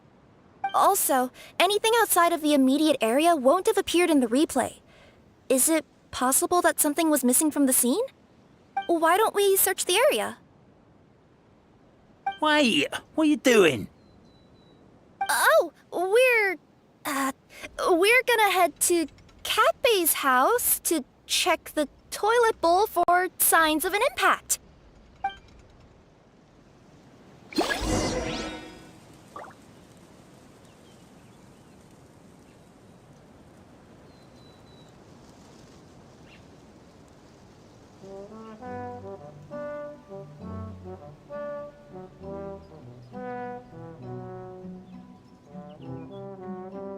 Whoa, the scenery here is wonderful.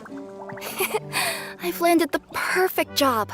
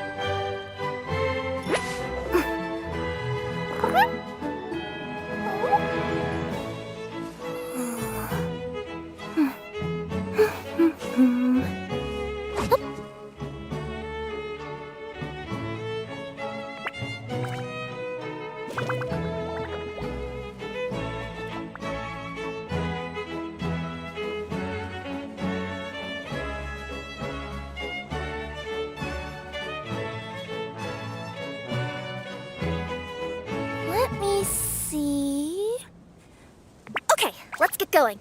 The next location on my list is really far away.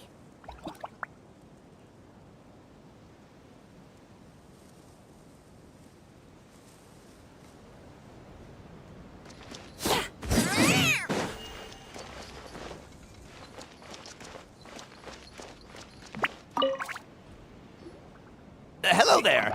Have you seen my spear by any chance? Someone was shouting about a dragon a minute ago, and I instinctively threw it into the sky. Yeah.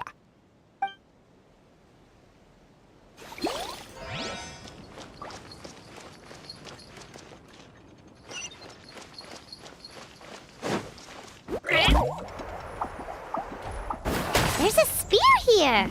It looks so mysterious. Let's take it.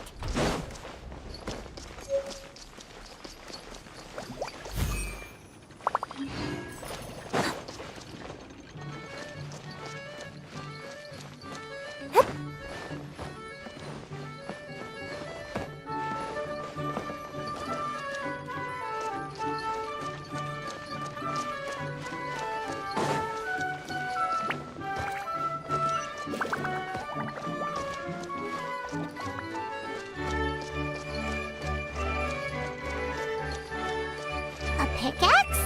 What is it doing all the way down here? There's gotta be a story behind it. Let's take it.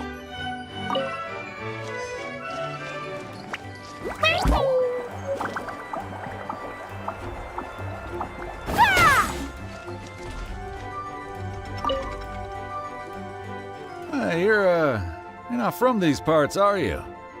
Just visiting? Yup, that's right. Why? What's up? Ah, well, I was gonna offer you a great job in the Titanium mines. A safe and secure working environment. Doesn't sound very safe. At least not as safe as being a courier. To keep the Titanium ore intact, we use specially designed pickaxes that can't cut through it. Even if you struck a person with it, it wouldn't so much as leave a scratch. And in terms of labor intensity, the work has been rated as Class 2 physical labor by a reputable organization. Even cats can do it. I'm not. Never mind. I give up. Welcome to Paimon's world. Mind you, I don't know what happened today, but somehow a pickaxe has gone missing. Maybe one of the giant guards broke it down, so someone took it to perform a rapid resuscitation procedure. Sounds pretty brutal for a first aid technique. Still, a missing pickaxe. Huh. Is it just me, Traveler, or does it seem kinda suspicious?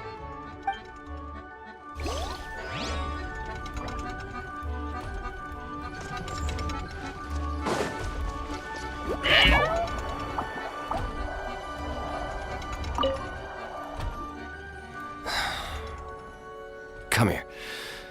Whatever it is you were looking to buy, please do come back tomorrow. It's just, I have to close early today. A bottle of growth serum has gone missing. If someone's stolen it with the intention of harming others, the consequences could be disastrous. There's a whole investigation into it, so I gotta close the shop while I do an inventory count. If it turns out I'm wrong and I miscounted, I could be charged with filing a false report and disturbing the peace.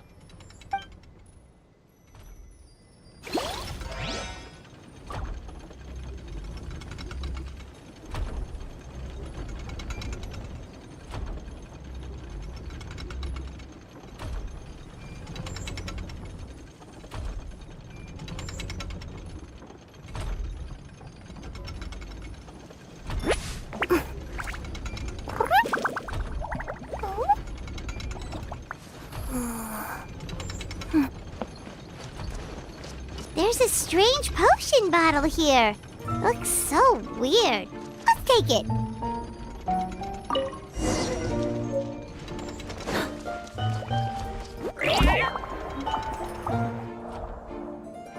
Let's say one of these was the weapon used in the assault. Which one do you think it is?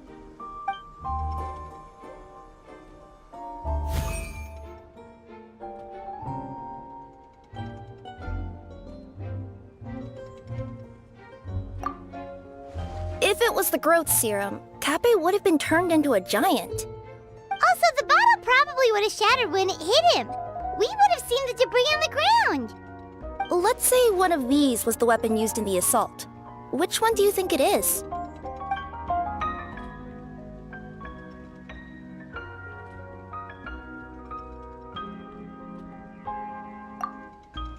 If so, there's no way his head would still be in such good shape.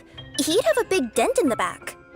And if the guard is to be believed, he had the spear in his possession right up until that guy shouted about the dragon. Let's say one of these was the weapon used in the assault. Which one do you think it is?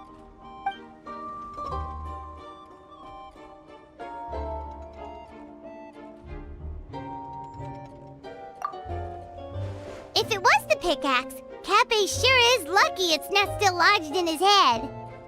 Actually, you're wrong there, Paimon. The foreman at the mine was just saying, this kind of pickaxe is designed not to damage titanium, so it couldn't cause any superficial damage to residents here. But you could probably knock someone out if you hit them hard enough, and it wouldn't leave a scratch. Let's take this back to the crime scene and replay it one more time. Ah, you're back. How was the toilet at Cappe's house? Toilet? What about it? Yeah, forget that.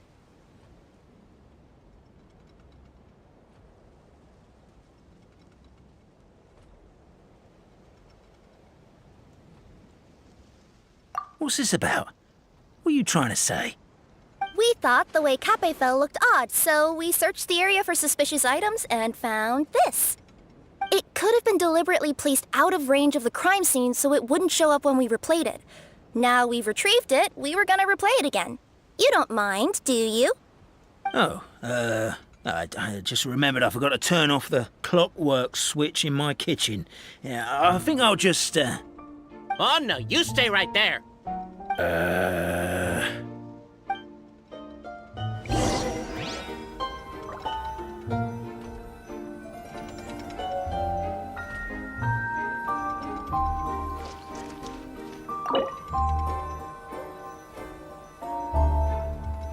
We should be good now.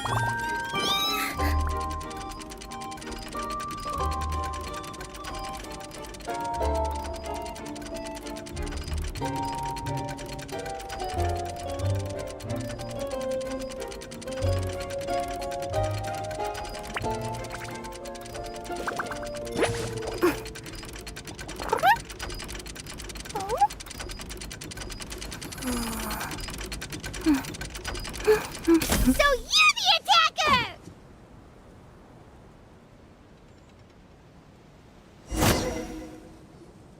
So, it was you!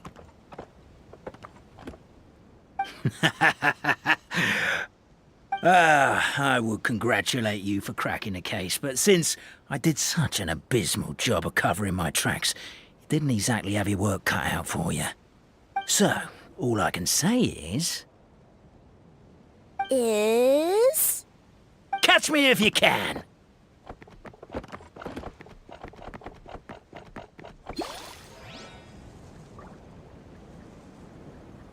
We have a runner! That's it! Let me at him! The would-be Marquis of Carabas dispatched the Necromartyr in boots, who ran off in pursuit of the poor little minion.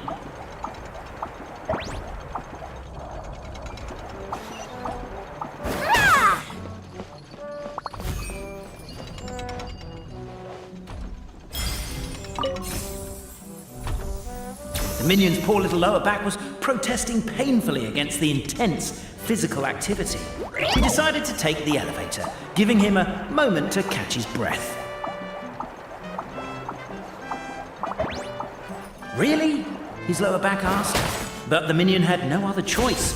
He resolved to make the jump down.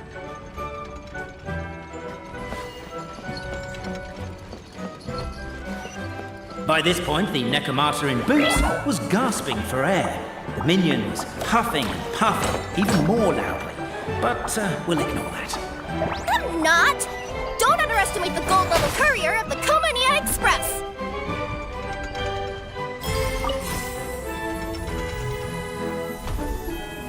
A characteristically catty response from the Necromata. Tell me, what do you hope to gain from bullying me? I get to let off some steam!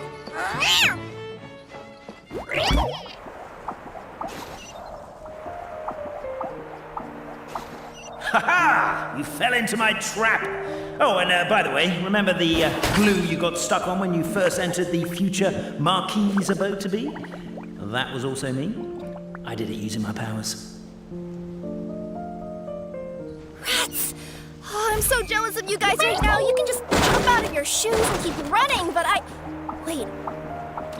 The unnamed minion made a last-ditch escape attempt. He began his long climb, up the wall, the tall wall. He began his long climb up the tall wall. You call that a tall wall? In urgent Neko parcel mode, I'll scale it in no time.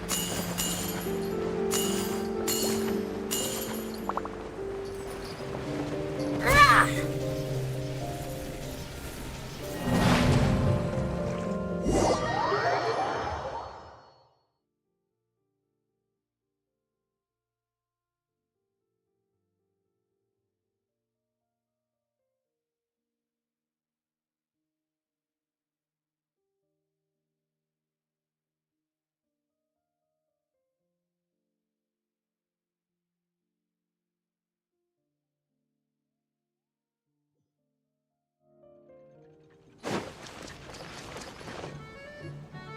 So, it was you!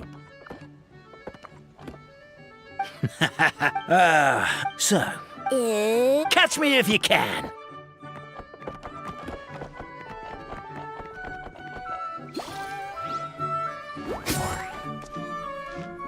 We have a runner! That's it! Let me at him! The would-be Marquis of Carabas dispatched the Necromata in boots and ran off in pursuit of the poor little minion.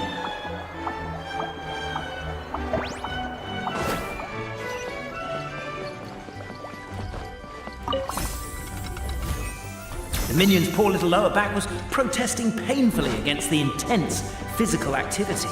He decided to take the elevator, giving him a moment to catch his breath. Really? His lower back asked. But the minion had no other choice. He resolved to make the jump down. By this point, the Necromata in boots was gasping for air. The minion was huffing and puffing, even more loudly. But we'll ignore that. I'm not! Don't underestimate the gold-level courier of the Komania Express! A characteristically catty response from the Necromata. Tell me, what do you hope to gain from bullying me? I get to let off some steam! Ha-ha! You fell into my trap! Oh, and by the way, remember the glue you got stuck on when you first entered the future Marquis's abode-to-be? That was also me. I did it using my powers. Rats! Oh, I'm so jealous of you guys right now. You can just jump out of your shoes and keep running, but Wait. The unnamed minion made a last-ditch escape attempt. He began his long climb, up the wall, the tall wall. He began his long climb up the tall wall. You call that a tall wall? In urgent Neko parcel mode, I'll scale it in no time.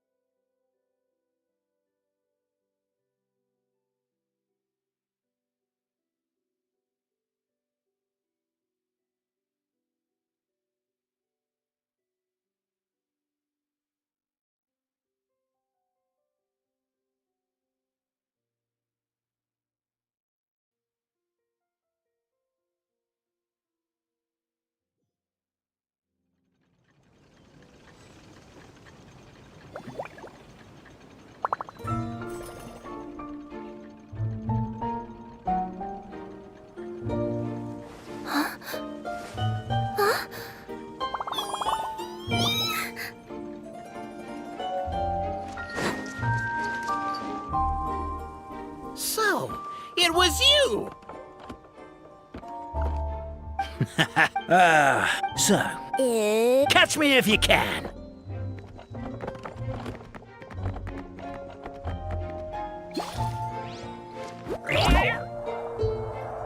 We have a runner! That's it! Let me at him! The would-be Marquis of Carabas dispatched the Necromata in boots, who ran off in pursuit of the poor little minion.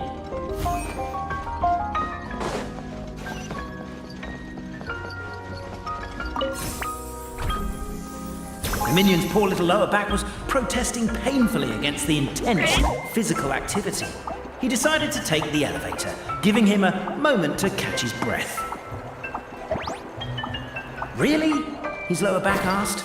But the minion had no other choice. He resolved to make the jump down. By this point, the Necromata in boots was gasping for air. The minion was huffing and puffing even more loudly. But we'll ignore that. I'm not! Don't underestimate the gold-level courier of the Komania Express! A characteristically catty response from the Necromata. Tell me, what do you hope to gain from bullying me? I get to let off some steam! Ha-ha! You fell into my trap! Oh, and by the way, remember the glue you got stuck on when you first entered the future Marquis' abode-to-be? Well, that was also me. I did it using my powers. Rats! Oh, I'm so jealous of you guys right now. You can just jump out of your shoes and keep running, but The unnamed minion made a last-ditch escape attempt. He began his long climb, up the wall, the tall wall. He began his long climb up the tall...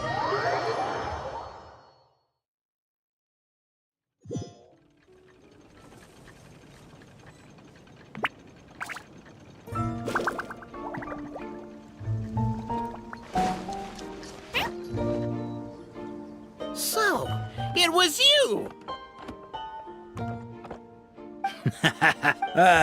So...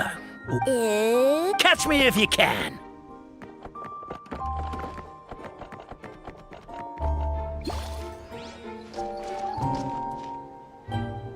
we have a runner! That's it! Let me at him! The would-be Marquis of Carabas dispatched the Necromata in boots, who ran off in pursuit of the poor little minion.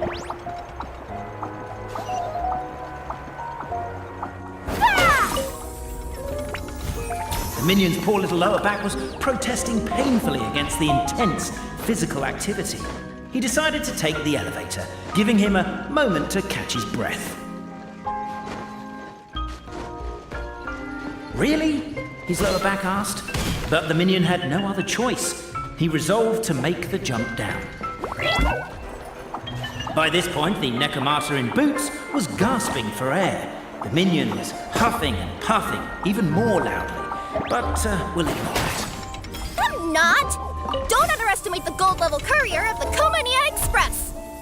A characteristically catty response from the Necromata. Tell me, what do you hope to gain from bullying me? I get to let off some steam!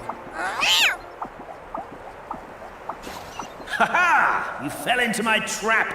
Oh, and by the way, remember the glue you got stuck on when you first entered the future Marquis' abode-to-be? Well, that was also me. I did it using my powers. Rats! Oh, I'm so jealous of you guys right now. You can just jump out of your shoes and keep... The unnamed minion made a last-ditch escape attempt. He began his long climb, up the wall, the tall wall. He began his long climb up the tall wall.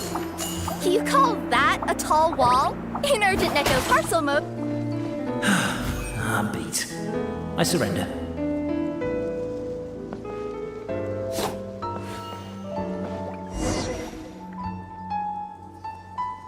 You've got nowhere left to run. All right. I confess. That was fast. Getting caught by you here was a backup plan. I don't know if what I've done will make things better or not. Time to come clean. I am the narrator, the one who's been guiding you all this time. Okay, I guess my voice acting skills have some room for improvement. Anyway, I only did what I did because Why are you suddenly spilling the beans? I poured my heart and soul into all this. I was worried you wouldn't ask. The truth is, I was one of the first conscious beings ever made by the goddess of creation, and I've known for a long time that this whole world is just a fairy tale written by the goddess of fate. I know they say that fairy tales are just made up for kids to read, but I refuse to believe that fairy tales are just fictional stories and nothing more. The reason why Constellation Metropole has 3 origin stories is that the goddess of fate wrote 3 drafts and couldn't decide which one she liked best. Then her cat trod all over them, and they all got crumpled together, so the 3 worlds just sort of folded into one. The goddess of fate was torn between them anyway, since she couldn't decide which ending was best for the dragon or the kids. So when she saw what the cat had done, she simply decided to go with all 3. Who'd have thought? But what does any of this have to do with what you did? You're not a fictional character, so you couldn't hope to understand my sorrow. Honestly, I don't think there's anyone in all of Simulanka who would understand. Every day that I experience, every interaction I have with another person, is it really all just a work of fiction? The only reason the 3 great clans wanted to find out the truth was for the pointless task of electing the supreme clan. I thought that once they'd learned the truth, it might make them curious enough to investigate further. But as it turned out, they just accepted it and carried on living the same old lives. I have to motivate them to keep looking for answers now that they think they've learned the truth. I have to make them uncomfortable with the superficial explanation that they took at face value. And I have to figure out, once and for all, while you real people from the outside world are still here, are we real? Aww. That's my full confession. Time for you to take me back. I'm guessing I'll probably be forced to make a public apology, then sentenced to half a day in solitary confinement. I definitely deserve half a day. Oh, also, pass this message on to Cape, Bobarano, and Albizzi, if you could. The Great Clockwork Key was originally put in place jointly by the ancestors of the 3 clans. If the 3 of them had any ability to cooperate whatsoever, they'd have been able to remove it by themselves. Over all these years, not once have they ever tried removing it together. Oh, my poor child. There's one thing you've been mistaken about this whole time. Ah! Whose voice is that? Detective? Was that you? Your voice acting's actually pretty good. The reason fairy tales are suitable for children is that they help them to understand the world. Fairy tales may be works of fiction, but at their heart lies an internal logic that is undoubtedly real-world truth in a condensed form. Perhaps they simplify good and evil, and perhaps they hide the darkness in metaphors. But let there be no doubt. The world within fairy tales is as real as can be, and by extension, you and your compatriots are also real. Goddess! Is it really you? The line that separates footnotes from narrative can never be crossed. Never the two shall meet. This is why you have never heard my voice before. But now you wish to break free from the story, and there's a cat nearby, so you can hear my echo. Necromora! Just your echo?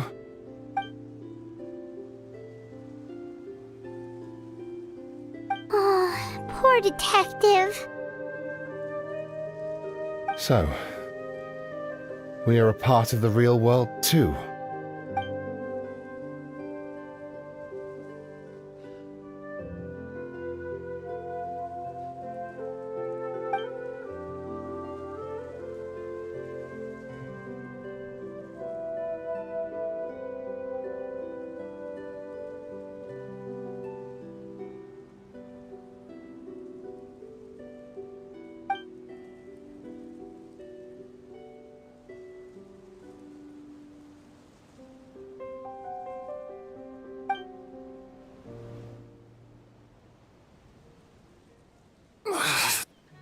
head's spinning.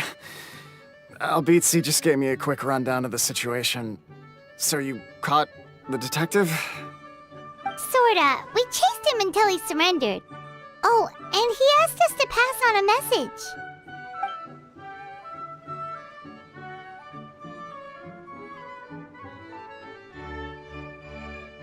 Does he really think we didn't try that? 'Cause we did, after 6 months in that place. That was my bad. I thought it was a stupid idea at the time, so I didn't really exert myself. I also sort of stopped trying after 3 years. You... Never mind. I'm partly to blame as well. On the second attempt, I just hugged the key and pretended like I was pulling as hard as I could. You guys are so lazy. My granny's neighbor's pet cat has nothing on you, and it spends all day, every day sunbathing. Anyway, you said you heard the voice of the goddess of fate at the end? That's amazing. There is a world beyond our own after all. What would you guys say to taking a trip to the outside world sometime? Otherwise, I got bashed in the back of the head for nothing. Depends. Do either of you know how to get there? But yes, I agree we should go. And not invite the detective, just to annoy him. But maybe the reason we've never worried about whether we're real or not is that, unlike him, we weren't there to witness the creation of this world. We've never had any reason to doubt that we're real. If someone ever convinced me that these delightful dimwits, Cape and Albizzi, weren't real, oh, I'd be devastated.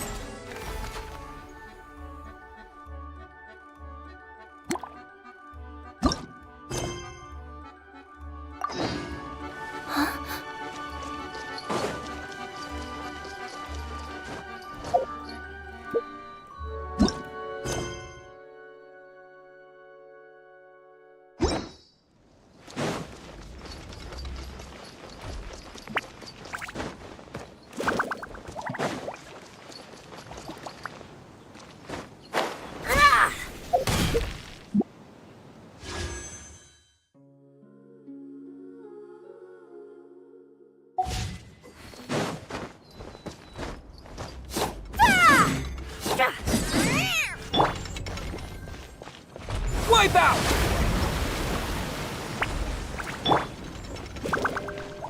Strike a pose!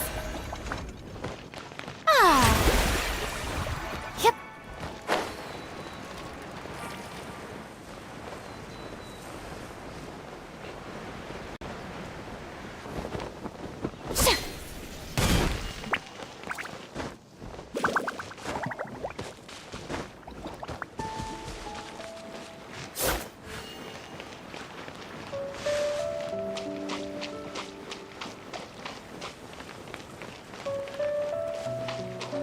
The show begins!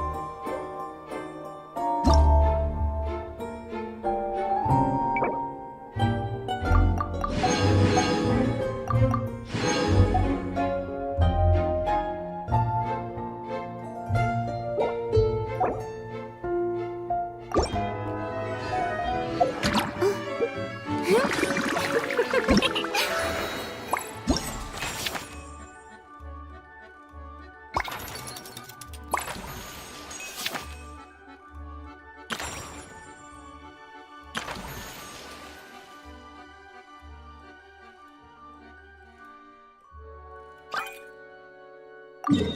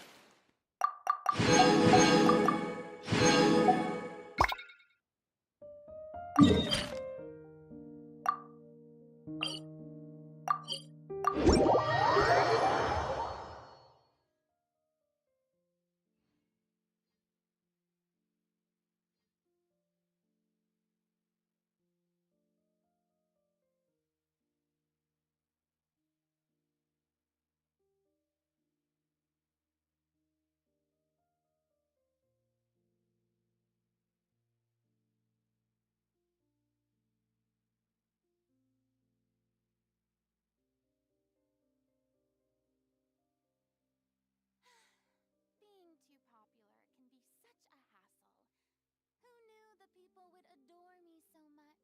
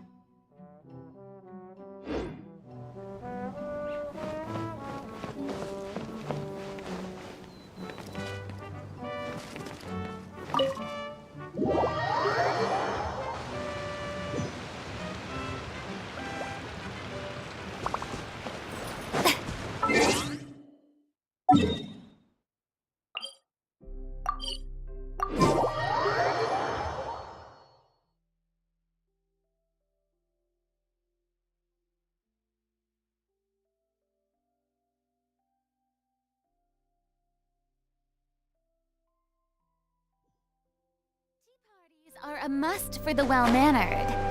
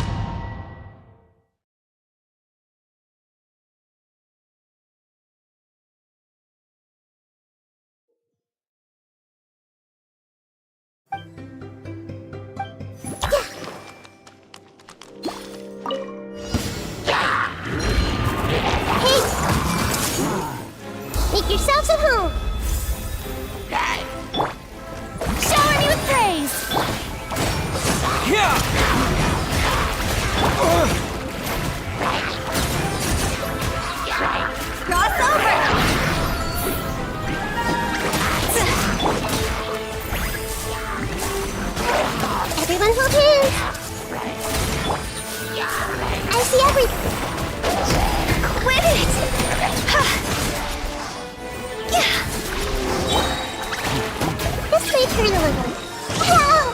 Yeah! Time to go! Gee!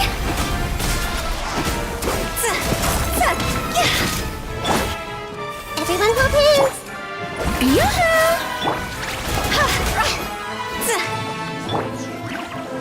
I see everything! Bombs away! One tip to my hammer. Water jet! Cross! Chill to the bone. Cross over!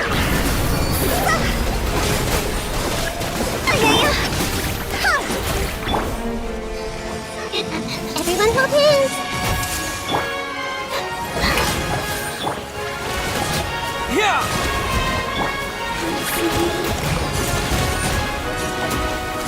Gee! Higher and higher! Here's the fire!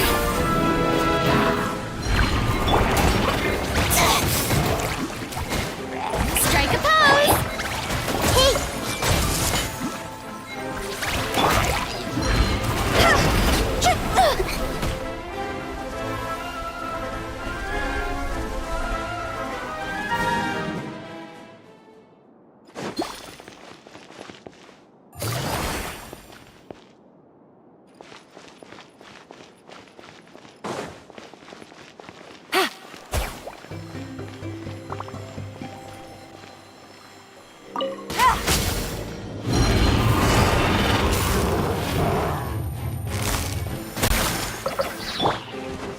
Our bond is strong!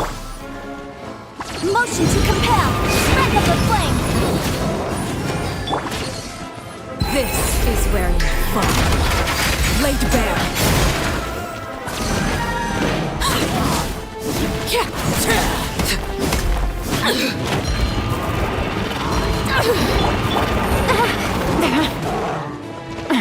Gutsy, here comes the catch.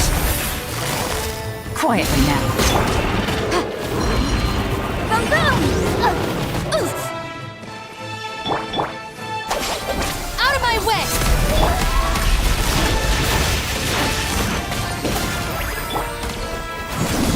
Transfixed!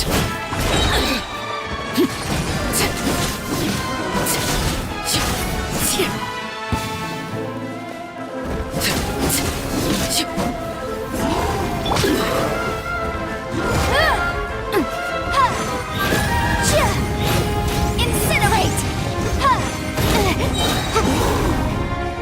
Time for your arraignment!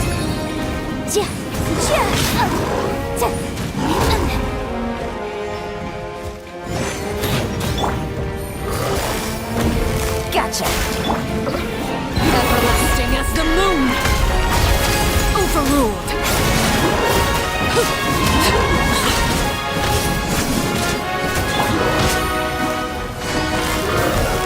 Quietly now.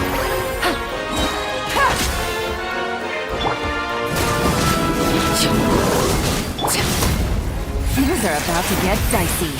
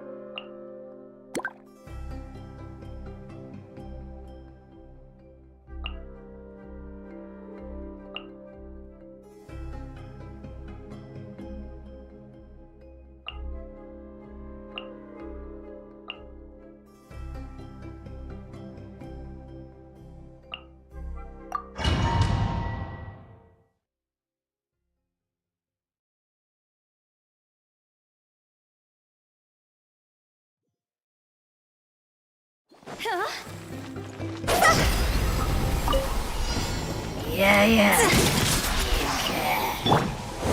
I see everything. Yoo-hoo! Bombs away! Everyone hold hands.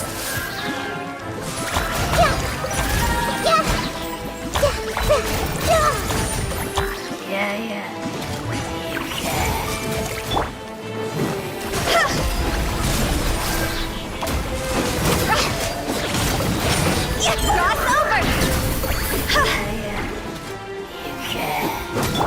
Cross over! Grow!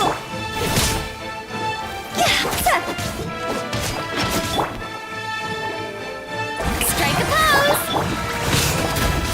This isn't good!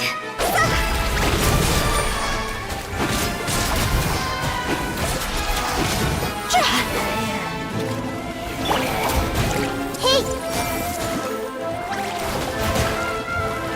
Sharing my knowledge! Shower me with praise!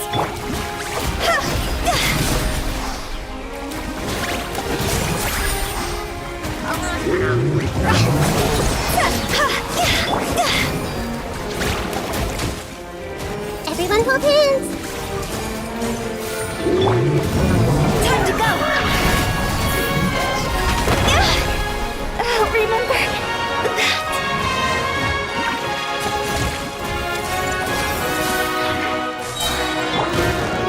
Yoo-hoo! Time to shine!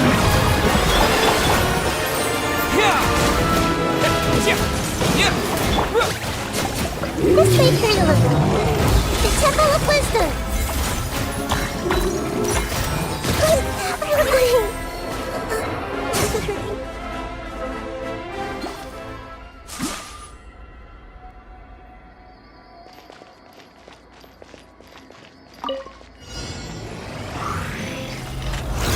Look at you, Bootown! Witness my rise.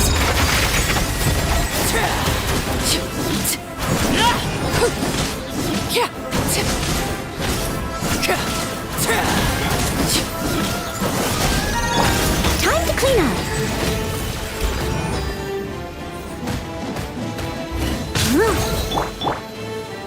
I'll settle this.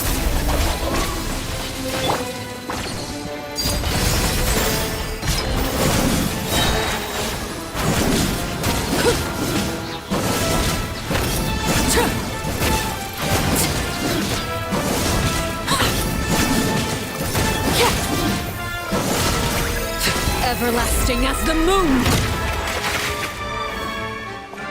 Laid bare.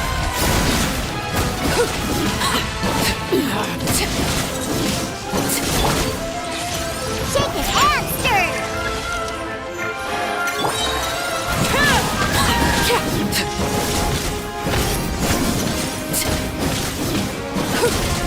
Transfixed.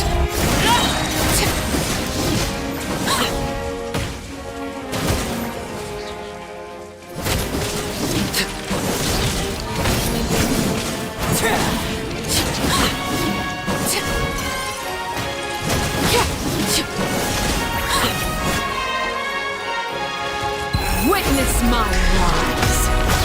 Laid bare. Diana Special!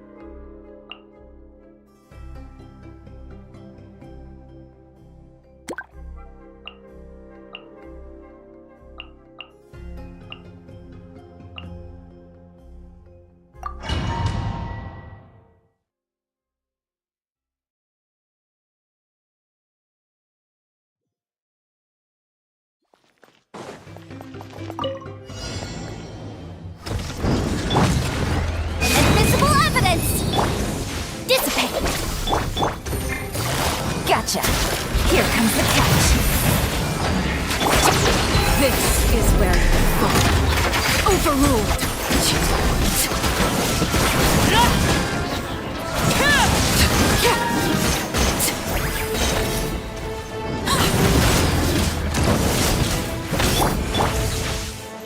Stand with me!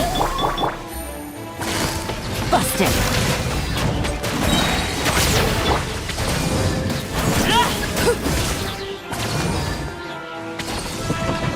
Game's up. Fun's over. Laid bare.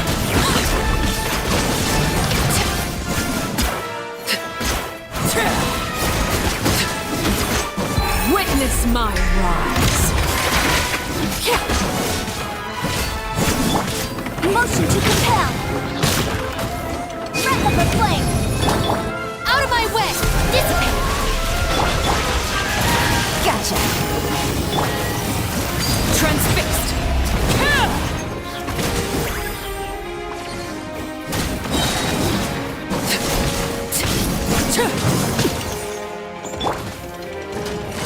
Quietly now. This is where you fall. Overruled.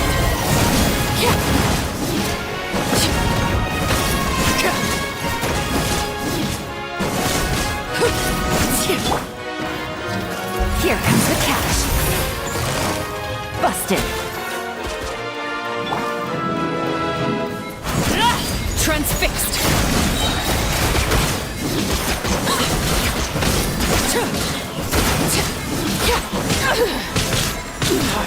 Go on.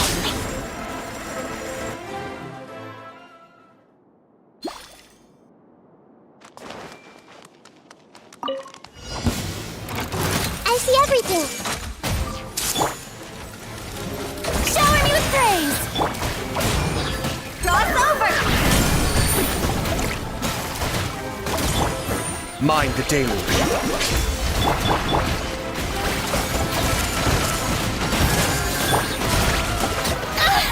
Let my name echo in song! You are not new. See?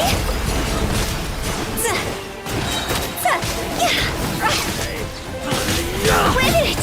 This isn't good! Time to go! Everyone hold hands! Following order. Shower me with praise! No more tricks. Kamisato Suyu.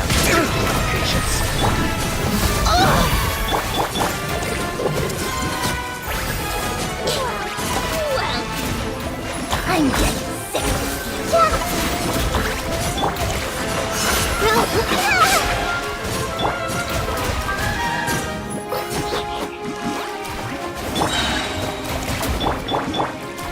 I see everything. Strike a pose. Mind the deluge. Higher, higher, hands on fire. Everyone hold hands. It's just not.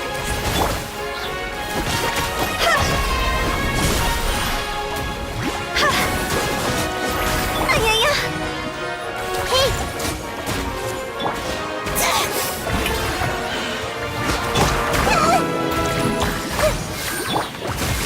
Cascade.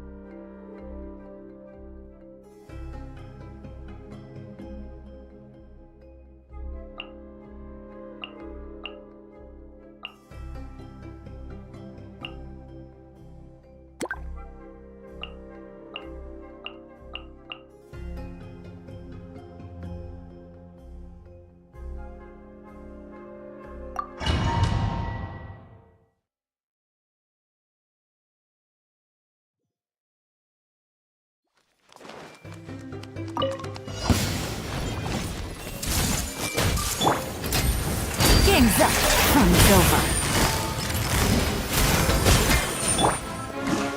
Everlasting as the moon.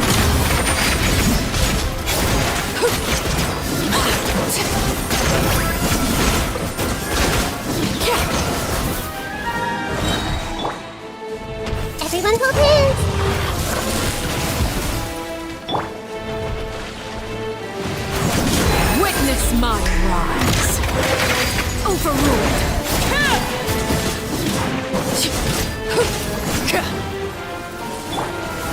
I see everything!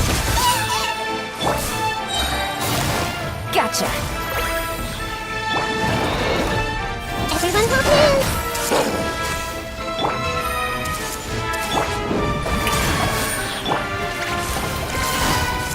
Busted.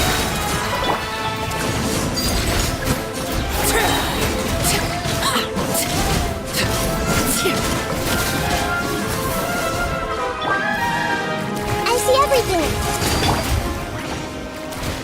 This is where you fall.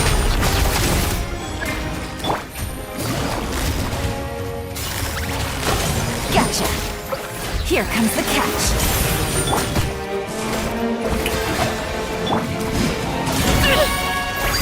Laid bare.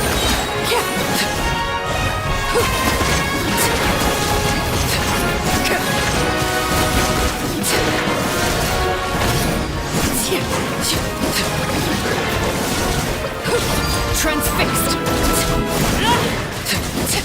Witness my rise.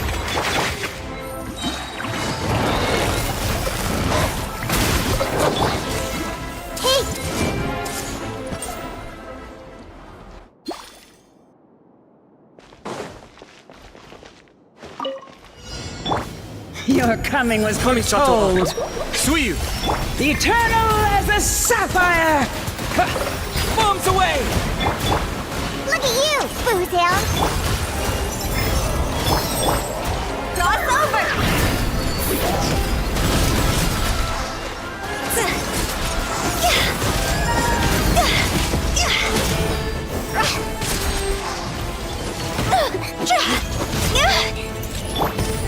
Be still. Bound as one like a 99!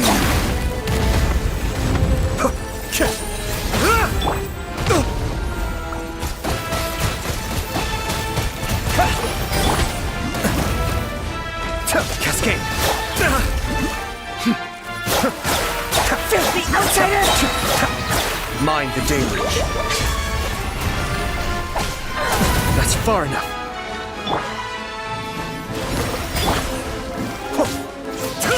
Be still. Care for a dance?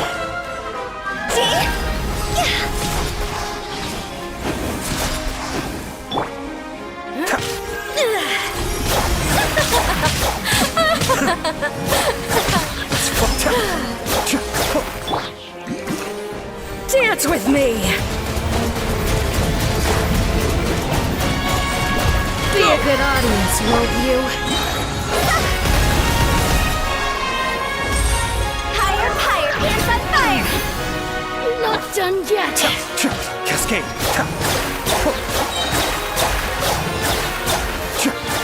Finally, some target A depth practice. second. Yeah!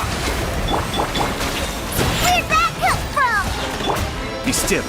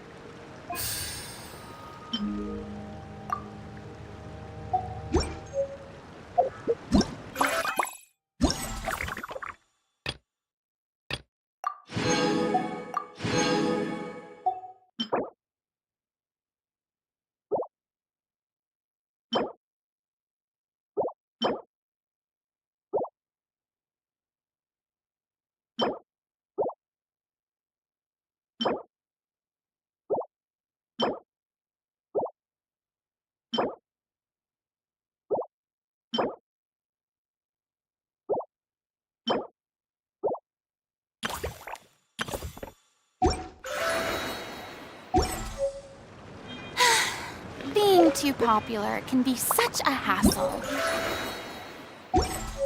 Who knew the people would adore me so much?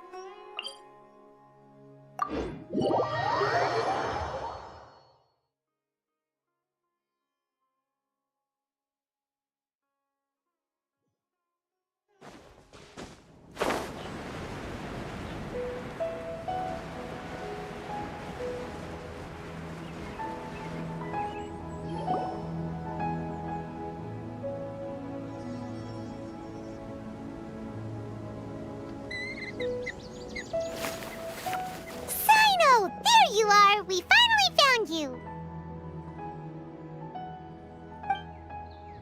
Ah, it's you two. I knew I sensed a familiar presence, but I'm very busy at the moment. We'll have to chat some other time.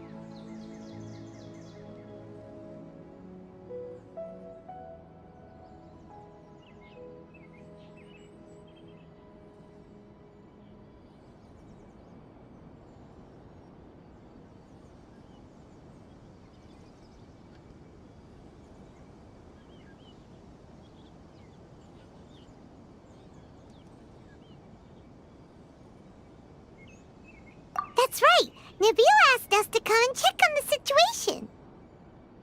So Nabil told you about this? Divulging my location without authorization. I'll let it slide for now. This isn't the time for that. I see. Well, the situation might be more problematic than you anticipated. I've already questioned several people, but gained very little information. Long story short, I was able to learn of the secret location where the canned knowledge is being sold. You're welcome to accompany me if you're interested. Whoa, sounds pretty complicated. But having a chance to catch bad guys with Sino, it's like we're a part of the mantra. All right, sign us up!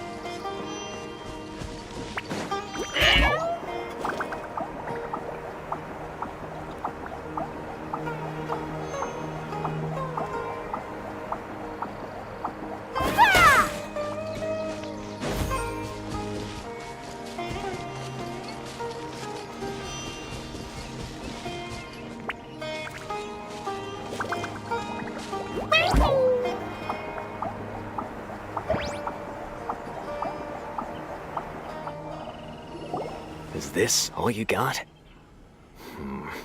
Seems even less than last time. What difference does it make? If you see something you like, buy it. If not, then keep walking. They've been cracking down on us lately, so we don't have much on hand. If you see something that catches your eye, then now's your chance. There's no telling when we'll have more. What does the Academia think they're doing? Alright, I'll take these here. Let me see what else you have. I don't see any real gems in this batch. It's all pretty ordinary stuff. Whatever, how much do I owe you? 150K. Show us the Mora, and you'll get the goods. Put the Mora down and your hands up. It's Sino! When's he ever gonna let up? Hey, forget the goods! Let's split! But don't forget the Mora!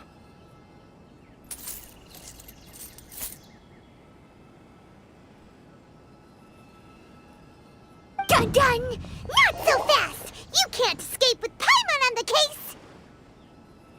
What is this? He's got backup now? Doesn't everyone say Sino works alone? I don't like the looks of this. Either way, it's gonna be a tough fight. Any ideas? It's over. It's not like we're making a big cut anyway. I'm not losing my life here. Huh? Did they really just give up like that?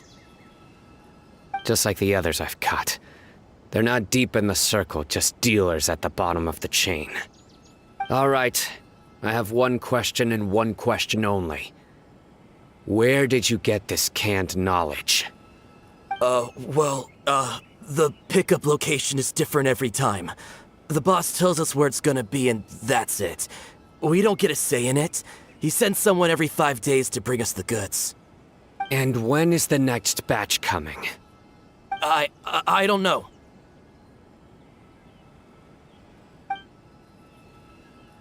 He's telling the truth. Honest. Normally, we should have received a shipment 3 days ago, but we didn't get anything. The stock we have right now is from 8 days ago, which is why there isn't much left.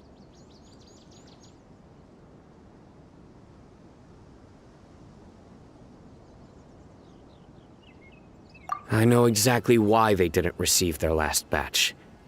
3 days ago is exactly when I started my investigation. I suspect who's ever running this whole thing knew that I was coming. So they cut all contact with these dealers. When you were trying to escape, you said something about me working alone. Where did you hear that from? Are you kidding? We've known your name since day one in this business. The boss warned us to watch out and even gave us info about you. But here we are. I guess we never stood a chance.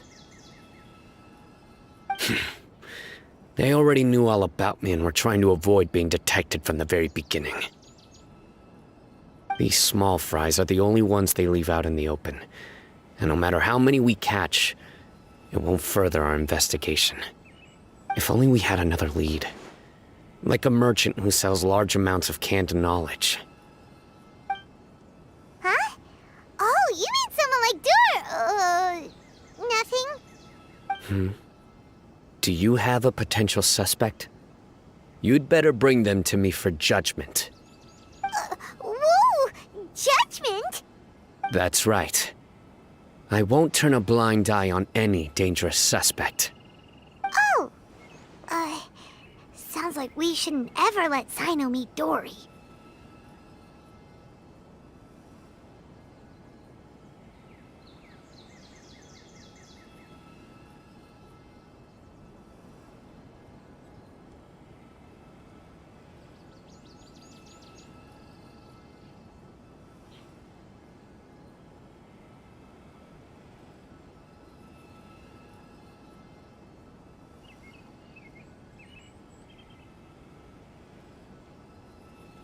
I see.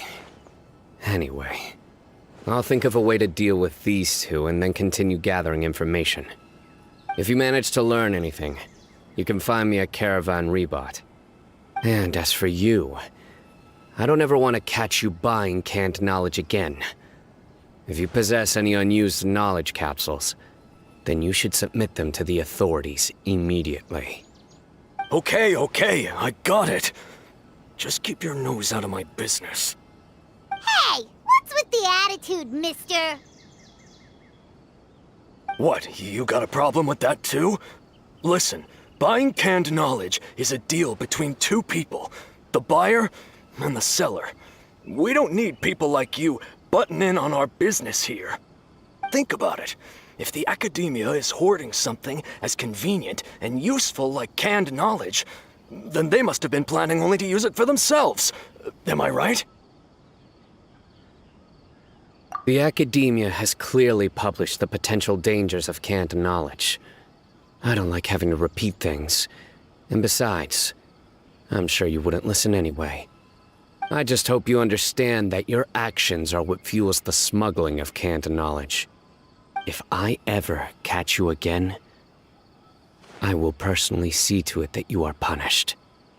All right, Traveler. I need to go now.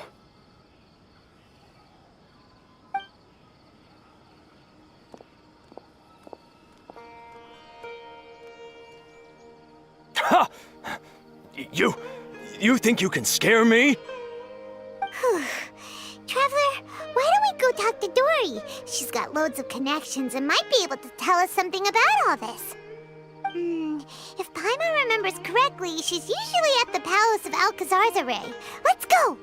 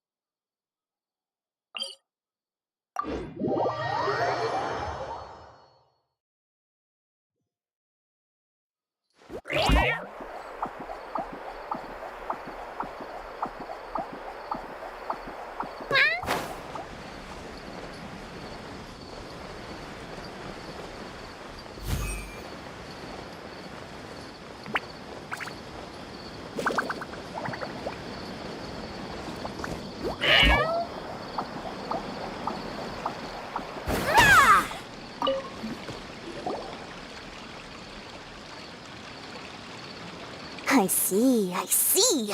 So that's the latest scoop. Good thing you didn't rat me out. Otherwise, who knows where I'd have to be hiding to avoid attention.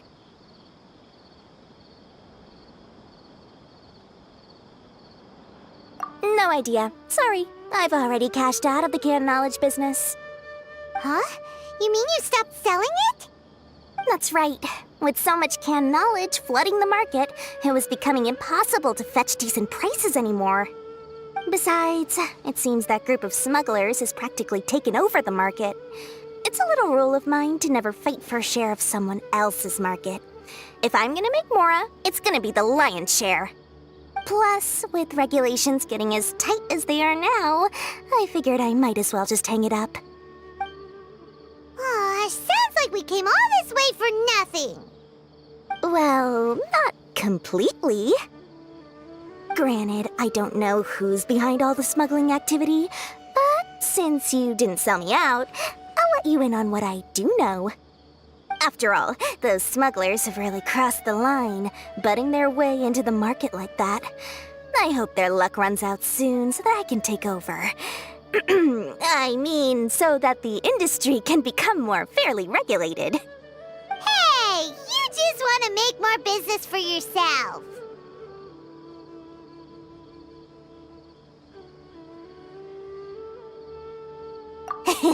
Don't underestimate its value. Think about it. You can gain all sorts of knowledge while bypassing the troublesome process of studying. Naturally, that makes it a product worth a high price. Of course, not everyone needs that kind of knowledge, but in a market as big as Sumeru, there is plenty of demand. Plus, the cost of production is relatively low, so even if dealers have to cover transportation costs, there's still an enormous profit to be made. Then why does the Academia prohibit selling canned knowledge? Being able to gain complex knowledge and become a scholar with the snap of your fingers does sound like a dream, doesn't it? But everything in the world comes at a price, right? Gaining knowledge is a complicated process. It requires learning, thinking, and practice. Even when it comes to my own business, I have to go through a lot of preparation before I put anything out for sale. But with canned knowledge, one may simply skip all the hassle and get whatever they need to know immediately. That inherently leads to at least two potential problems. First, you'll accept the knowledge as factual without a second thought, and you'll find it very hard to forget. This means that if the knowledge is flawed, then it'll be very difficult to correct. And second, excess use of knowledge capsules over an extended time diminishes your ability to think. You'll end up becoming like a library that can only store knowledge. Oh, that does sound pretty dangerous. Traveler, you used canned knowledge before. Did you feel any negative effects? Of course, using it sparingly is not an issue, which is exactly why I used to sell it. It's just like how medicine can be used to cure diseases, but can also do harm when overused. It all comes down to balancing the right amount. Anyway, back to the point. There'll be consequences if the sale of canned knowledge by those smugglers is left unchecked. And what's worse, you're playing right into their hands by focusing only on the canned knowledge that's made its way into the market. As far as I know, their real purpose is to distribute information about the Court of Desolation. That's where the real business opportunity is. The Court of Desolation? What's that? A rumor has it that it's a site of ruins from the age of King Deshret. It's said that with the treasures inside, one can see beyond life and death. But any research of the ruins is strictly banned by the Academia. Word on the street is that there'll be an auction taking place in the desert. They're auctioning rare canned knowledge, some of which is related to the Court of Desolation. Once I heard about the auction, I began to suspect that all the canned knowledge popping up on the market is just a diversion. I'd wager that their real target is the Court of Desolation.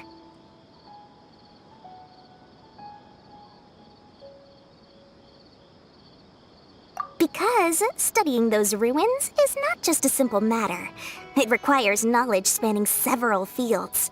So, if they're aiming to quickly assemble a research team, canned knowledge would be the best solution. As for the auction, chances are they're trying to attract and scout out anyone with interest or expertise on the subject. On the other hand, no one can say for sure that they will ever succeed in finding the Court of Desolation. So, they might as well just make a fortune while they're at it by hyping up the related canned knowledge at the auction. Sounds to Paimon like we better head to the desert and see the auction. Who knows, we might find some leads there. That's right. And now that I've shared all that valuable info with you, it's time to introduce our limited edition desert travel kit. It comes complete with a map straight to the auction location.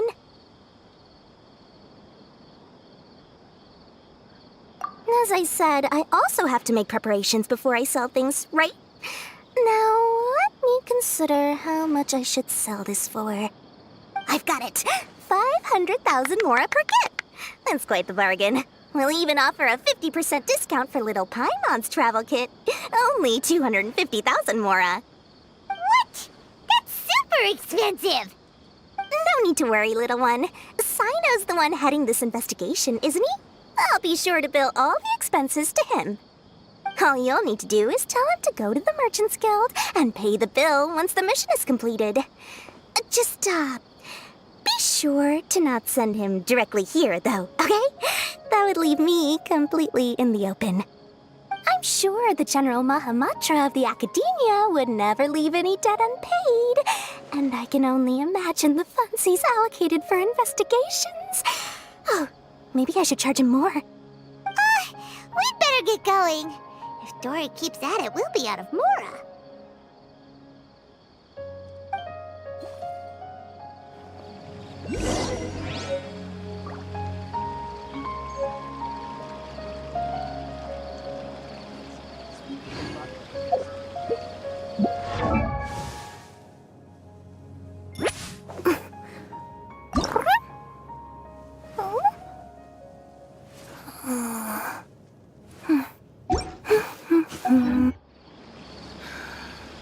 Just wish that some people would actually do their jobs.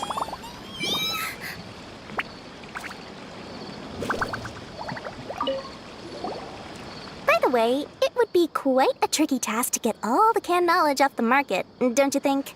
You'd probably be making some enemies along the way, too. Huh? What makes you say that? Because in the short run, the circulation of canned knowledge benefits everyone. Whoever's behind the smuggling gets a chance to study the Court of Desolation, while knowledge dealers stand to make big profits.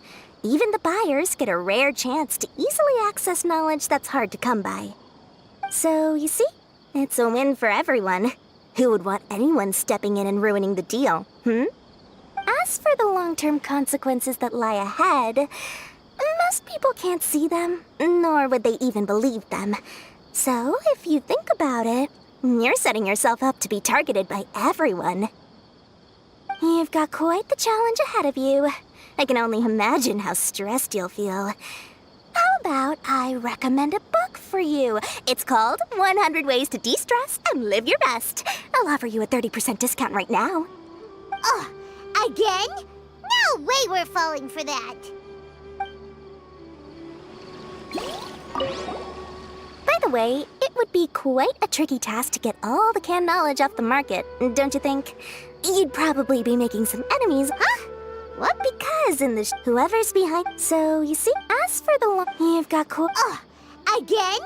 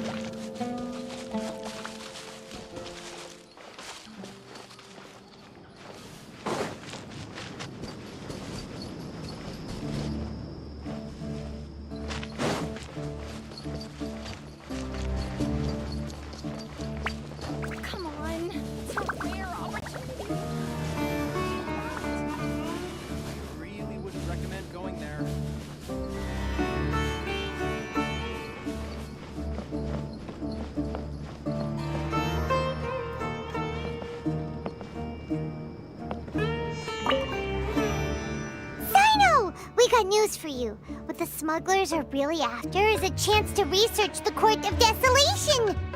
They're hosting an auction in the desert to sell canned knowledge about those ruins.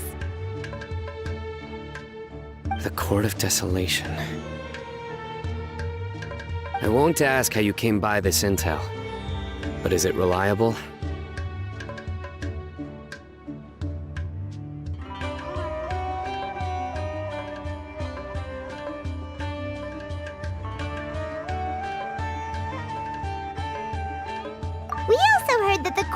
Constellation contains treasures from the time of King Deshret. Is that true?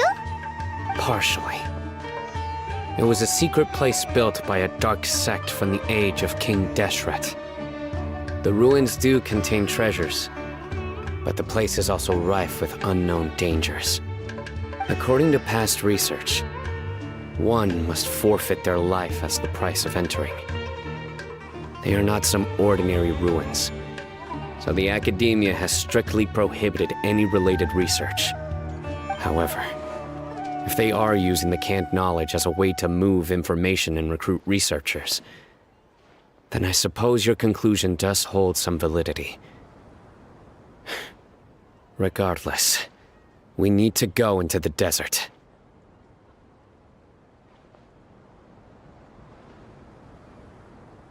Less in recent years, but there are always those who attempt to do so, both inside and outside the Academia. After all, legends claim that whoever obtains the treasures inside can see beyond life and death, or even resurrect the dead. Death is often the greatest grievance for many people. Though they're fully aware that the chance of these rumors being true are slim, they hold tight to such fantasies and pursue them regardless. That's why some continue to research it, regardless of it being a restricted subject. On top of that, it's hard to track the source of information contained in canned knowledge. Do you know where the auction is taking place?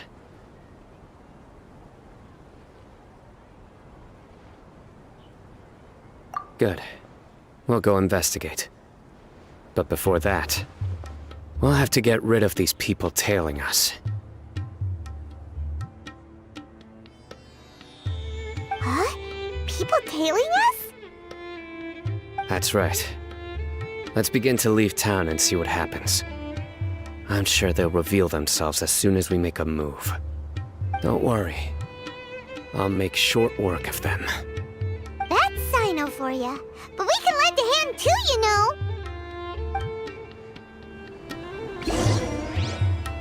Travelers and visitors, don't miss it. What? So he's not at the hotel today? Let's go check it out.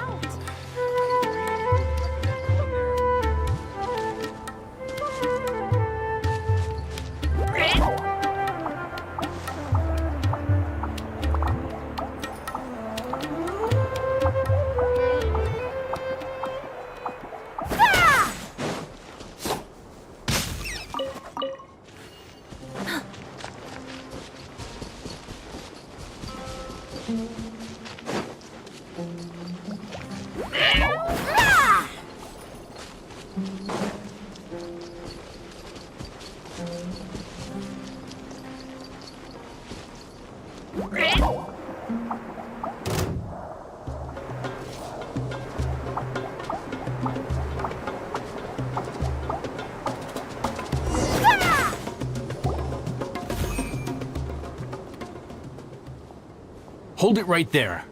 Heading to the desert, are we? I would think twice if I were you. Huh? Who are you? That doesn't matter. All you need to know is that someone wishes to inform you that it's not too late to turn back. You must be Sino. I've heard a lot about you. You've got quite a reputation. But this time you're in over your head. Unless you turn around right now, I'm afraid that even you won't return unscathed. And as for you two, why bother sticking your noses in trouble that doesn't even concern you, hmm?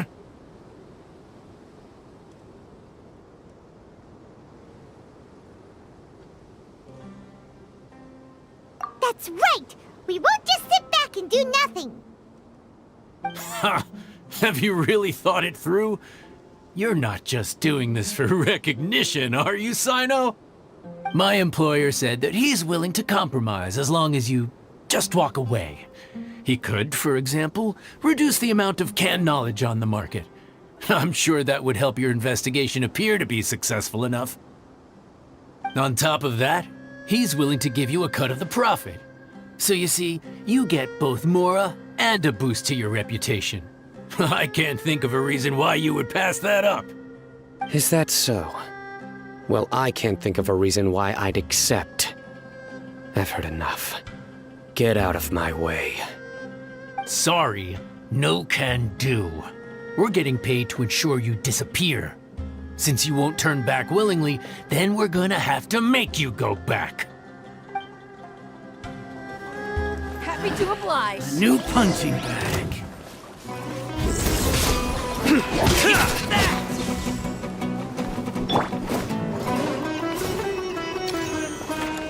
Time to shine! Everyone hold hands!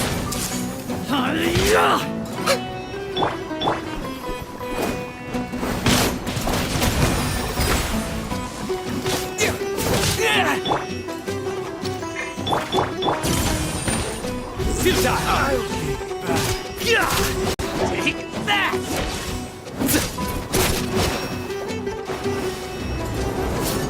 Nowhere to run! A tough crowd. Well played. Take that!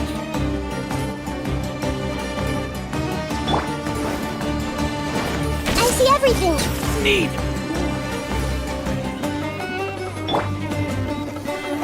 Water jet!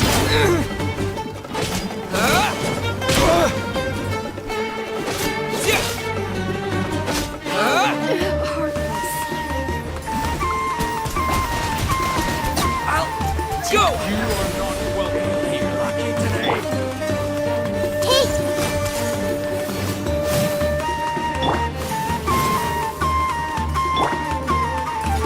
Surrender!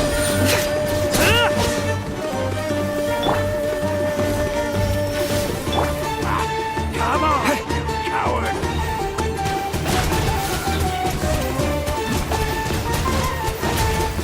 Water jet!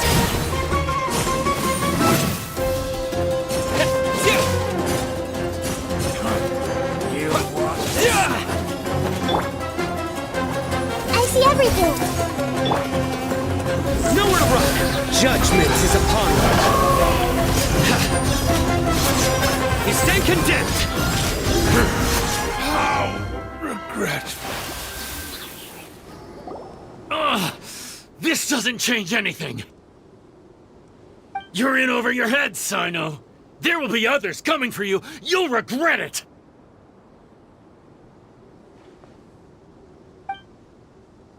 Let's get out of here!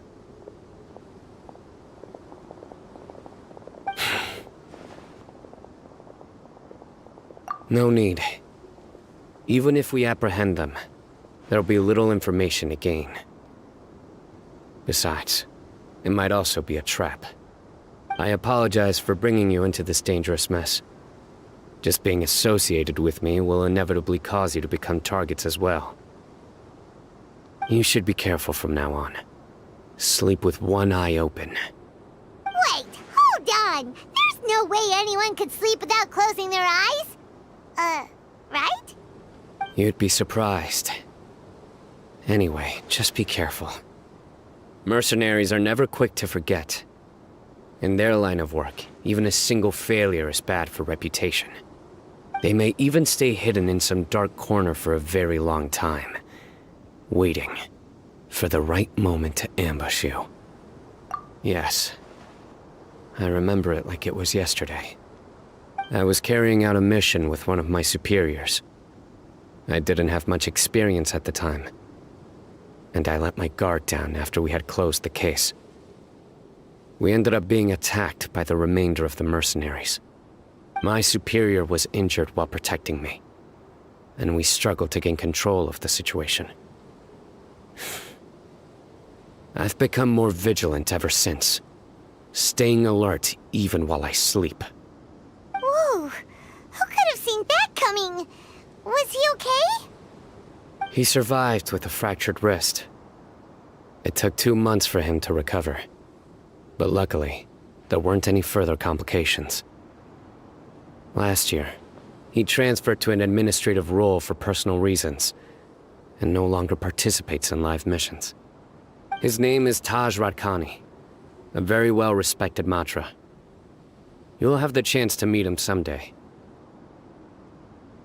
Anyway, our mission will be dangerous. I'm already used to such grueling conditions, but I don't want to see you two get hurt. Don't worry, Paimon will stay alert. We'll see danger coming a mile away. Good. Don't worry. It won't be long till we're at the bottom of this.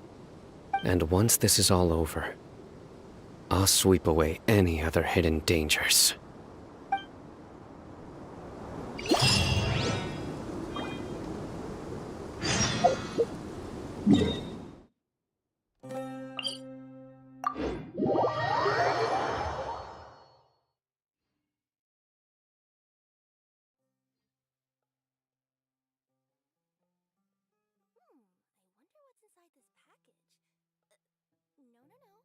No peeking at my customer's stuff.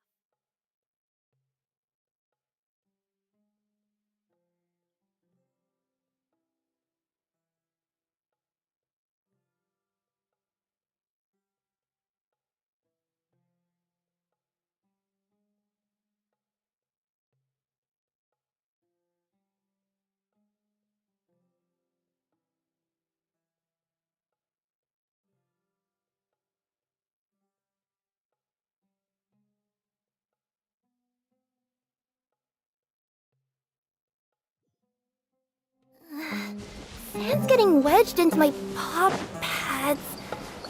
Feels kinda weird.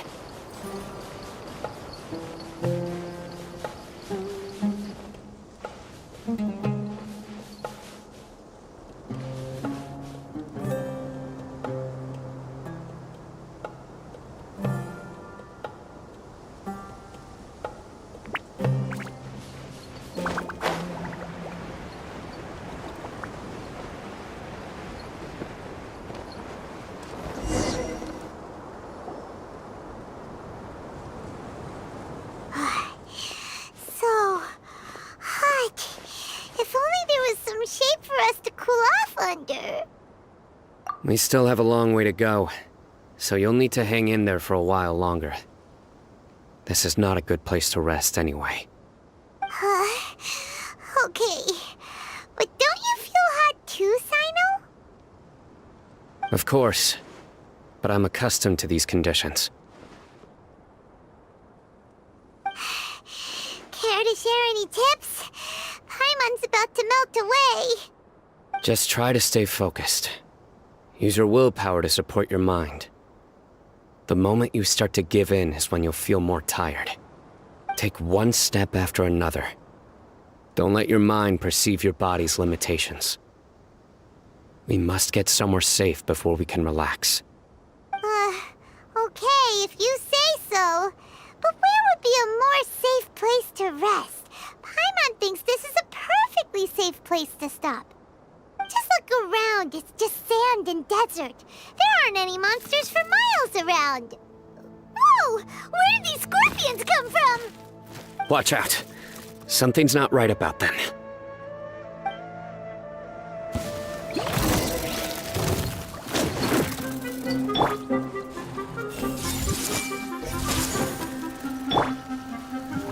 Shower me with praise!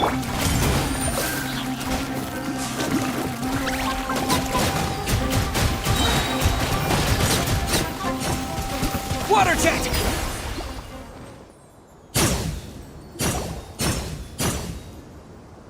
Whew. Well, Paimon really didn't expect to see those here. Those weren't just normal scorpions. See? There are marked numbers on their pincers. They were raised by someone. Someone doesn't want us to show up at the auction. These scorpions were sent to keep us away. We are surrounded by desert as far as the eye can see. If we were killed out here, nobody would ever know.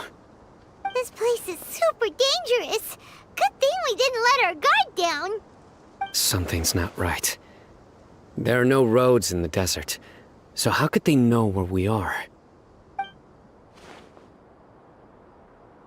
Stay still. Here's the answer. It must have planted this on you. Huh? What is it? A miniature tracking device made by the Ksharawar.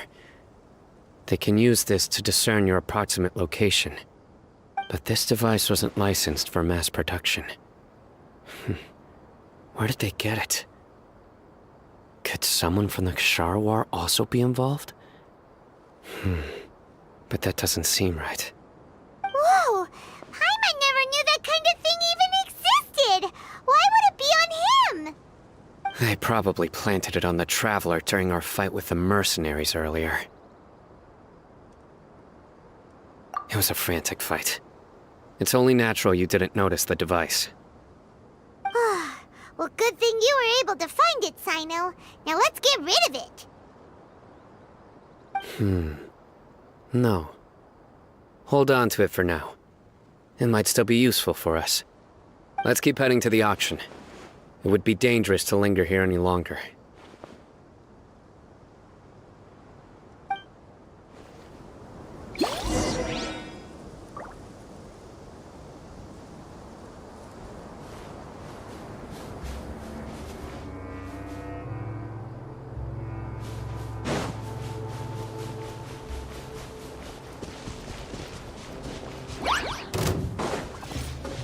They're back again!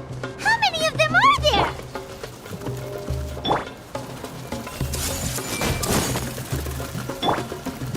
Strike a pose!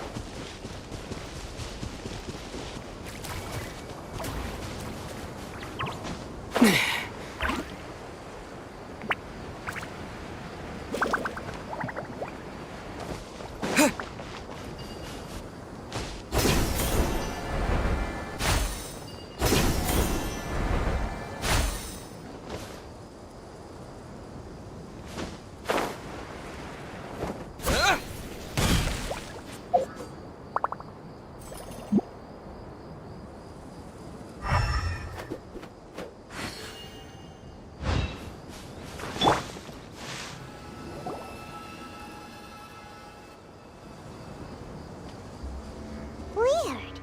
Is this where the auction is? Yeah, not a single soul. Maybe they're on break right now or something. We didn't waste any time getting here after we defeated those mercenaries. They shouldn't have been able to give any warning of our arrival. But even so, they still knew we were coming. Someone here must have been watching the tracker and warned everyone to clear out. Aw, what should we do now? We searched the area. They couldn't have moved all the knowledge capsules so quickly. There might still be something left for us to find. All right, let's take a good look around the area.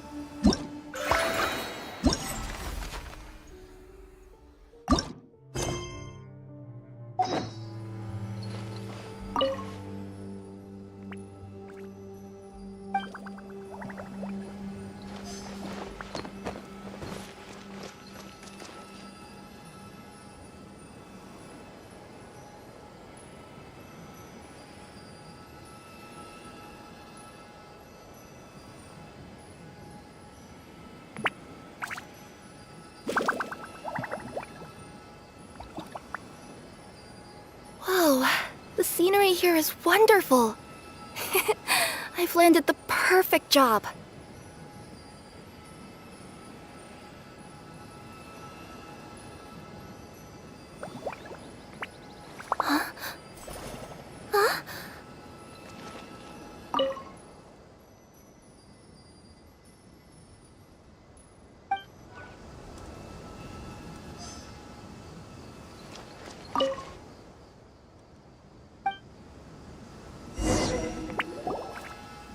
Did you find anything?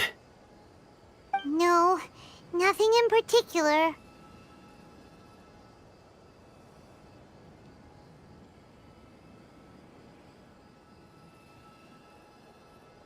It's possible there weren't many knowledge capsules containing info about the Court of Desolation, so they carried those off. But don't worry. I have another idea. You two start heading back the way we came. I will remain hidden here. Come back and meet me here after some time has passed. I'm sure something will come up by then. They packed up in a hurry and didn't have time to carry off all their goods. They won't just leave them here. Once they think we've left the premises, they'll be back to pick up their belongings. We just need to make sure the tracker goes far enough from here to make them assume that it's safe to come back. Oh, Paimon gets it! We'll lure them out because they'll think we've left! Okay, we'll start heading away and leave this place to you. Yes, and don't worry. If they dare to return, I'll make sure they stay.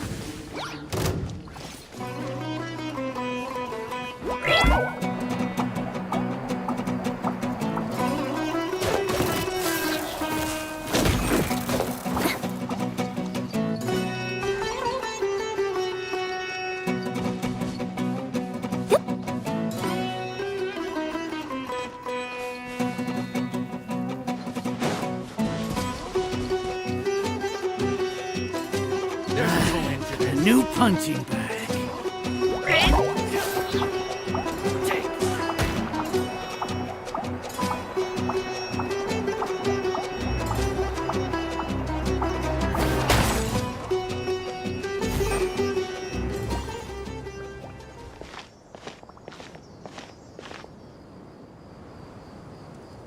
Ugh, so tired. We've probably gone far enough now, right? Further? But Paimon can't go another step. How about we rest here for a while?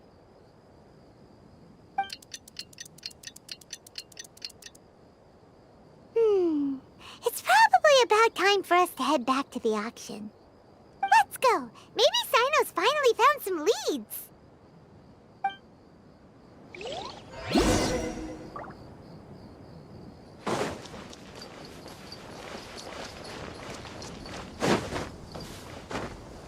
Yep.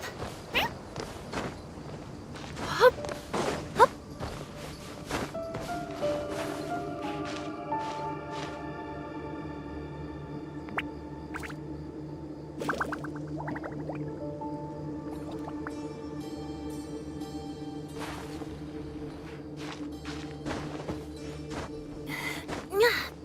Yep.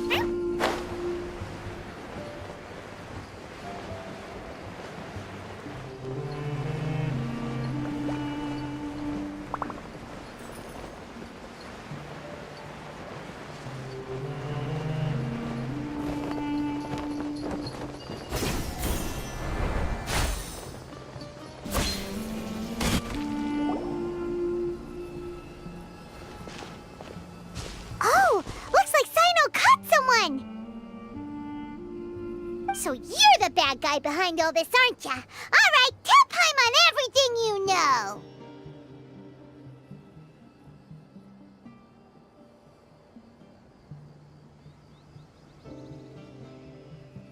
I didn't act immediately when he showed up. Rather, I laid low and observed for a while instead. He is not the primary instigator, but he is most likely one of the more important dealers here. Am I right? Yes, impressive. You certainly live up to your reputation, Sino. If I had any idea you were still around, I wouldn't have gotten so greedy. Huh? Greedy? What do you mean by that? Once everyone knew you were coming, all the canned knowledge dealers abandoned their goods and fled at once. Obviously, there wasn't time to pack up everything. Since all the goods were just left here unsupervised, I thought I'd use the opportunity to come back and take what I could. You know, free merchandise is good business, but I suppose there's no use explaining it now. You must know who's manufacturing and selling the canned knowledge, correct?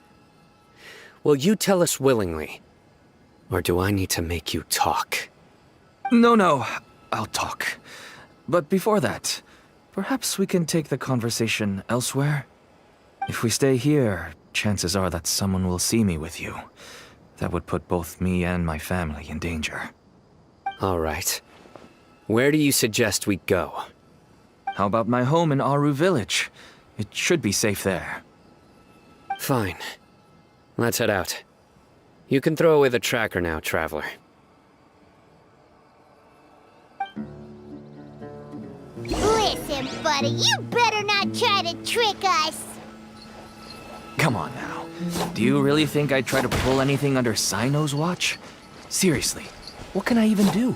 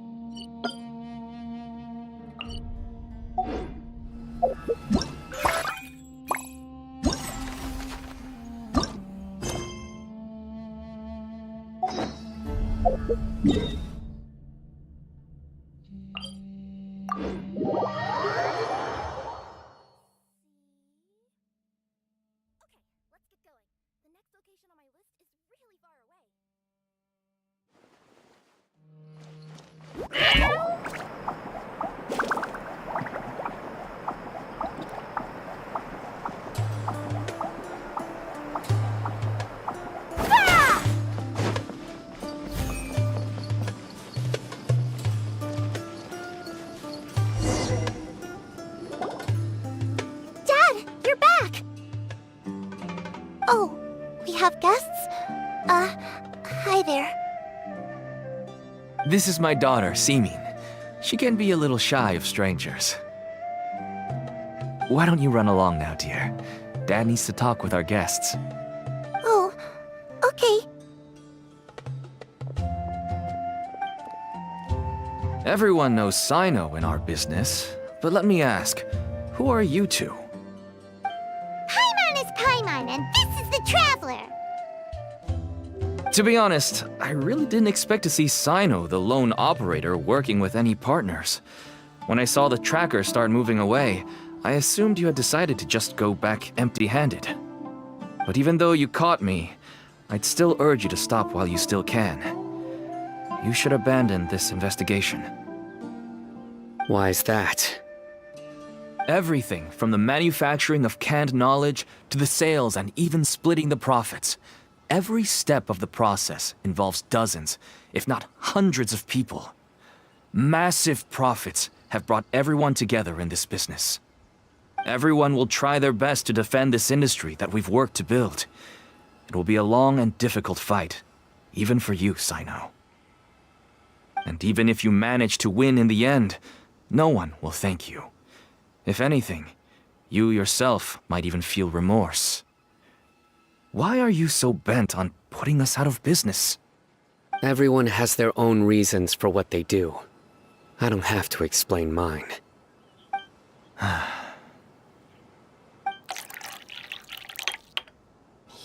to you, Dad.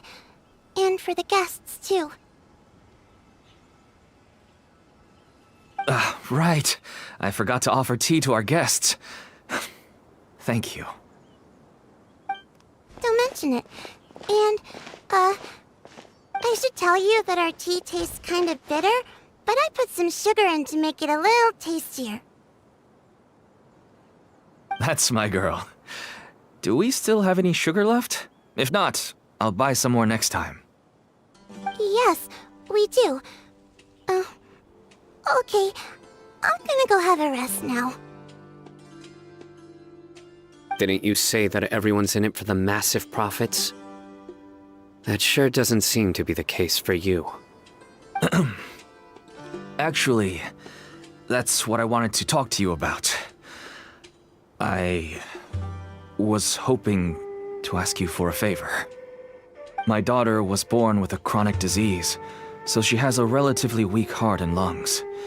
Even slightly strenuous exercise can cause her to faint and prove to be a life-threatening risk. That's why she never really had any friends to play with, and why she locks herself up in her room most of the time. She has to take lots of medicine, and it doesn't come cheap. As for me, I was just an average merchant. I would wake up early and travel all around to make a profit. But the Mora was still nowhere near enough. I could only watch my daughter's health deteriorate day by day. Until one day, someone reached out and showed me a way to really make a profit. Selling canned knowledge? That's right. With all the Mora I made, I could finally afford medical treatment for my daughter. Nothing made me happier than seeing her get better. There are many others like me. Smuggling canned knowledge might seem like an unforgivable crime to you, but to us, it's a means of survival. I wanted to tell you all this so that maybe you could understand and change your mind. Please, stay out of this, Sino. Give us a way to survive. Oh no. That means that if we prevent the sale of canned knowledge, his daughter will...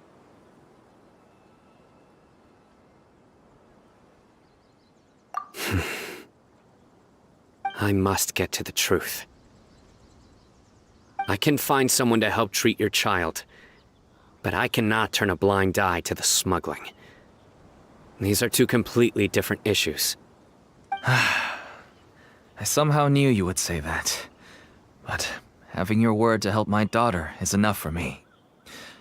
Since you insist on continuing the investigation, you should have a look around the back of my home. You'll find some goods I received just recently. I think everything will become clear to you once you see them. Whoa! Look at all of this! Yes. All neatly packed away and organized in boxes. To think that this is only one dealer's worth. Small producers couldn't possibly support such a large quantity of goods. Could the Academia have a hand in this? But such a volume of goods wouldn't be able to slip through inspection. Huh? Look! These seem different from the other knowledge capsules we've seen. Maybe they contain knowledge about the Court of Desolation. Yes, that would make sense. Wait, what's this?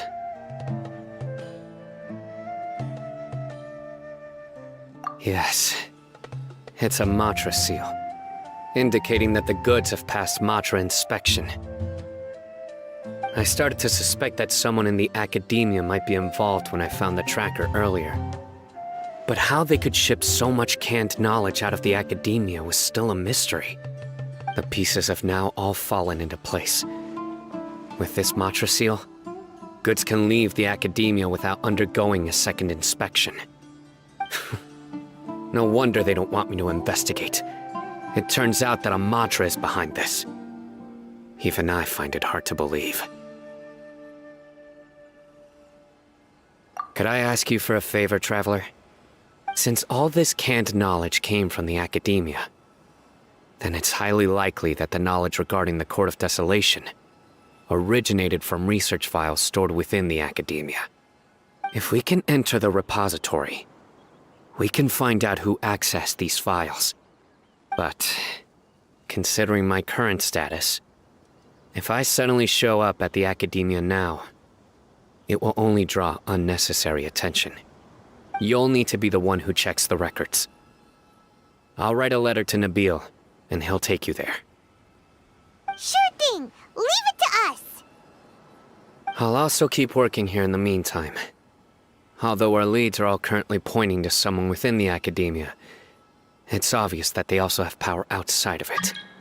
We can get more information on other dealers from Bahari. I'll stay here and make some preparations. You can come find me anytime if you uncover more info.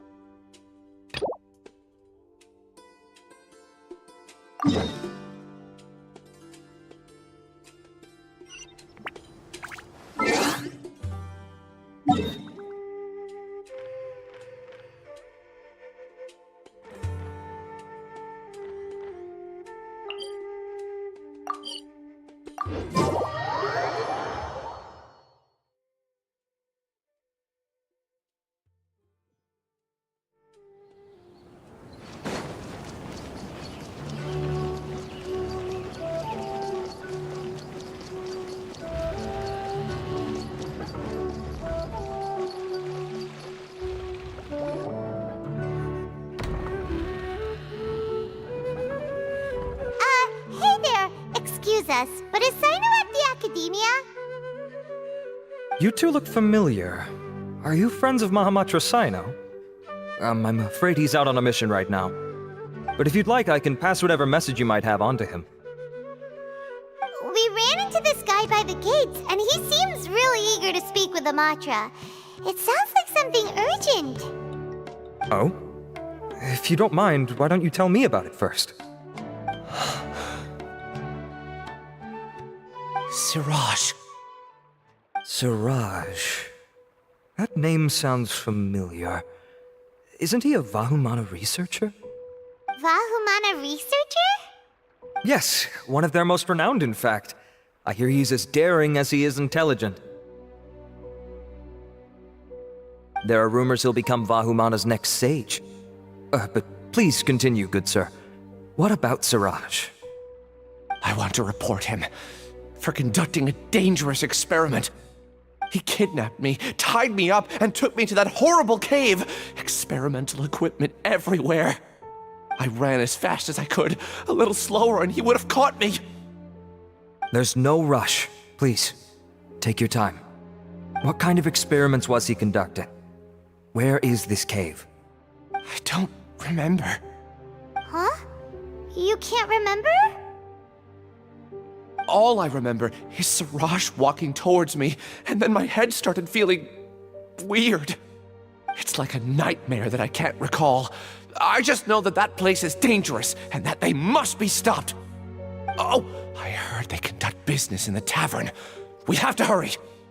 Even if what you say is... All right. I'll have some of my colleagues look into Siraj. But before that, I would like to administer the Matra lie detector test. You think I'm lying? Please don't take it the wrong way. This is just standard protocol. Sorry, but can you two wait out here a little while? We'll be back soon.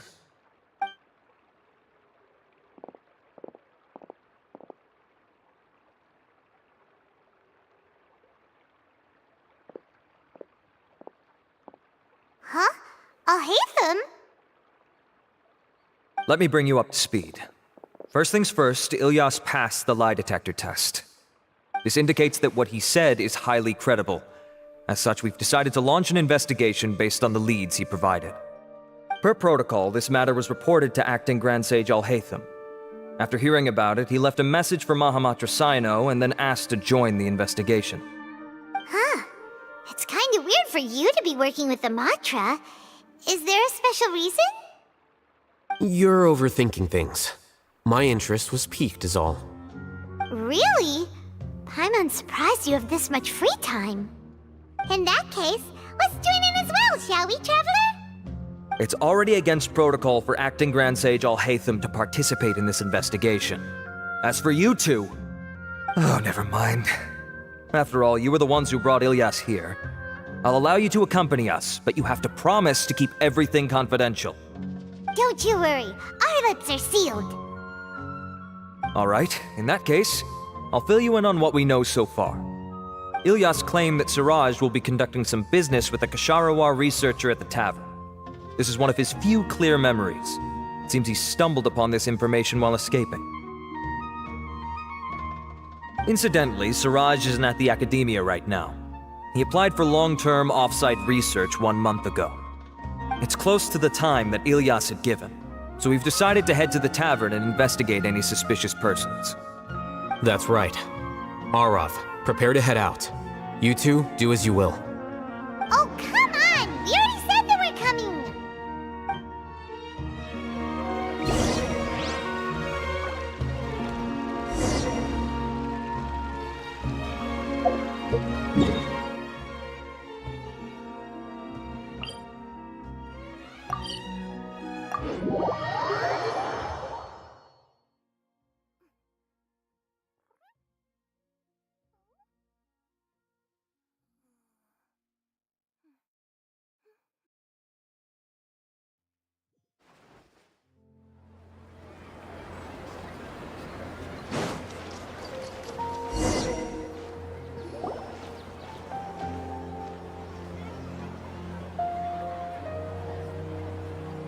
We're here, Acting Grand Sage Al-Haytham.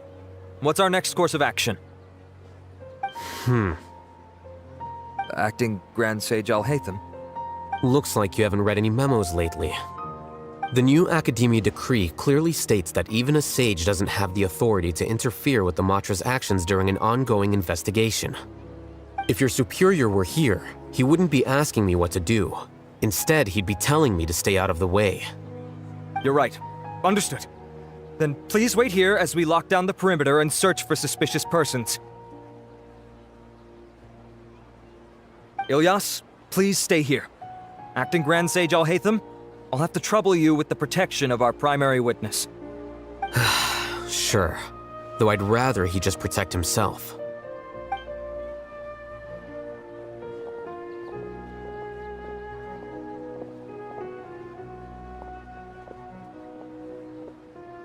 He's the same as ever, casually ignoring people just like he did back at Aro Village. Answering a simplistic question only enables the questioner. Besides, I need him to understand my position clearly. Arav has just as many doubts about my coming along as you do. But unlike you two, he's making this matter more complicated than it is, with his considerations like the Acting Grand Sage is trying to seize the Matra's powers. That question was obviously bait. The Matra were once under the influence of the sages, and so were often subject to these bureaucratic traps. The test was strictly unnecessary, though. I hope that our exchange will assure him that I won't interfere with their work this time. Why is this so complicated? This is why I was against becoming the Acting Grand Sage from the very first. Titles and rank inevitably make a lot of things more troublesome than usual. Excuse me, Acting Grand Sage Al-Haytham. I've had a question on my mind, and I need to know the answer no matter what. Have we met before? No. I have no recollection of ever meeting you. Haha! I thought so too. I probably wouldn't have had anything to do with someone of your caliber. Then why did you ask? Well, for some reason I felt a sense of familiarity when I met you for the first time. Really? A misperception, perhaps. Or... Acting Grand Sage Al-Haytham, we've apprehended a suspect. Siraj? No, it's the Kasharawar researcher who has dealings with him. His name is Narendra.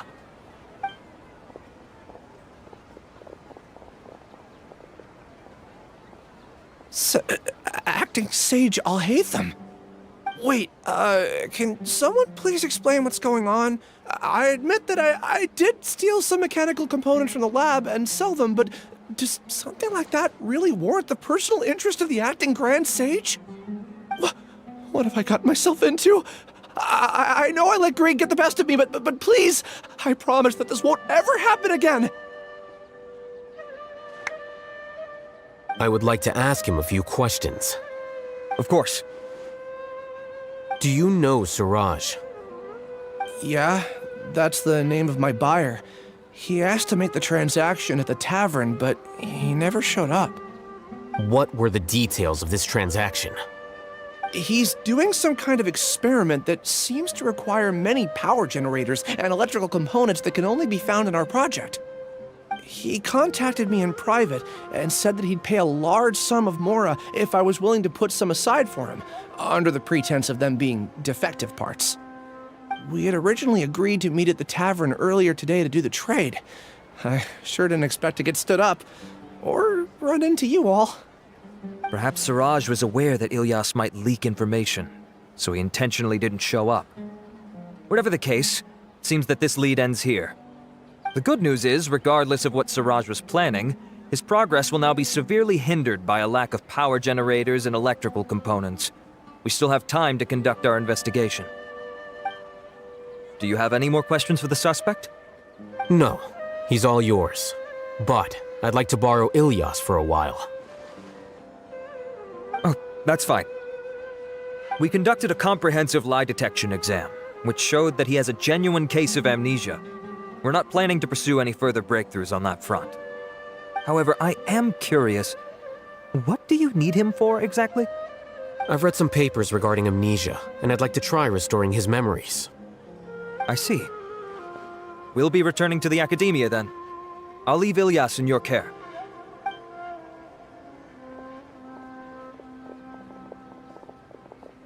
Follow me.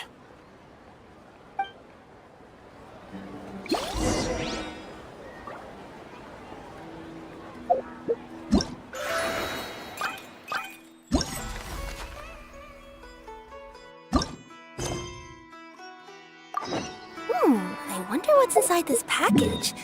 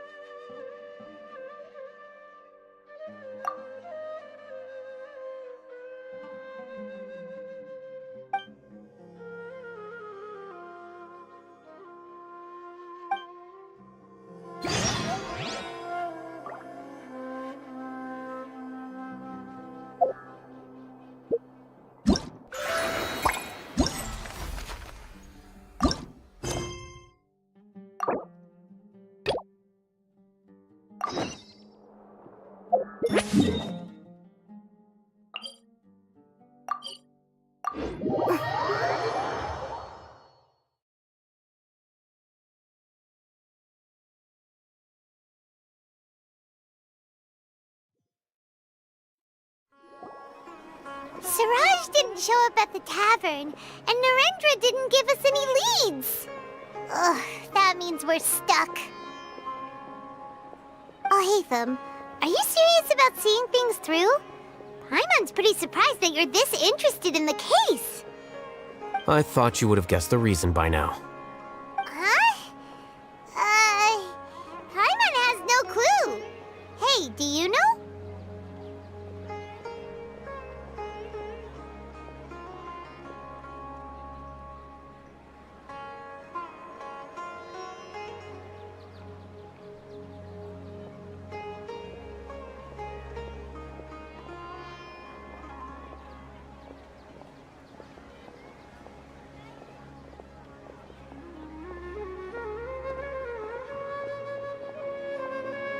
Yes, we were classmates.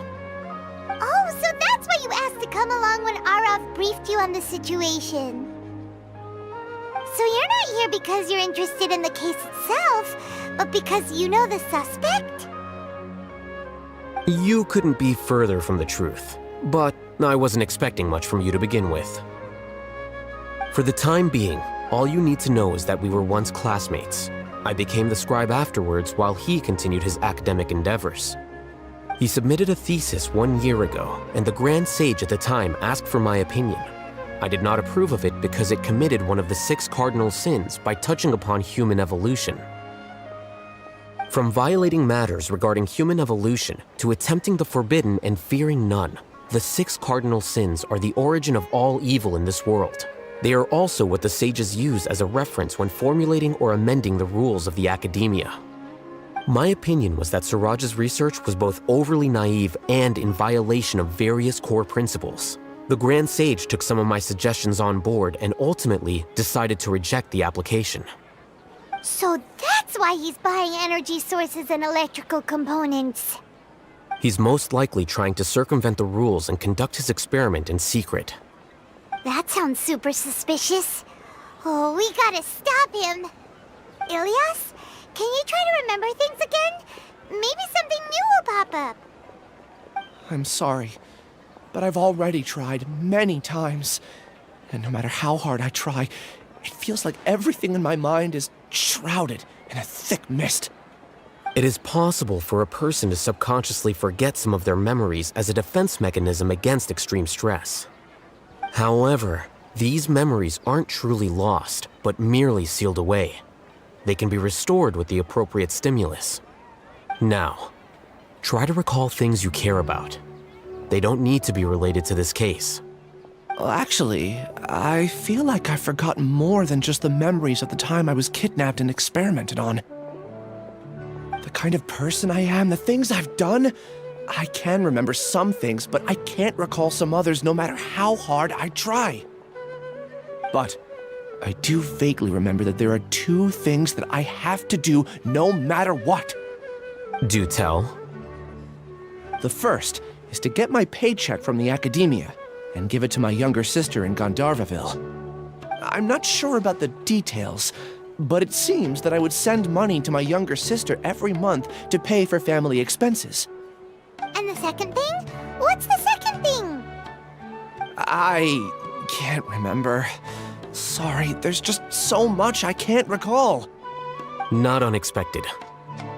However, you're the only one who has seen Siraj and knows the exact location of his cave at present. As such, we'll do everything we can to help you regain your memories. Losing your memories must be really painful. But don't you worry, we'll help you get them all back. Oh, thank you so much. This feeling, it's more than just pain. I don't know how to describe it. I have so few memories that I don't even have a clear idea of who I am.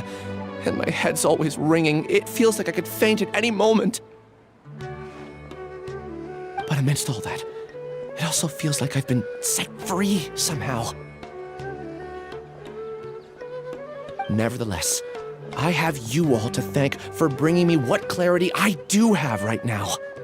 Now, I do remember that I worked part-time at a place in the academia called the Research Preparation Center. That's also where I got my monthly paycheck. I see. In that case, let's go and find whoever's in charge there.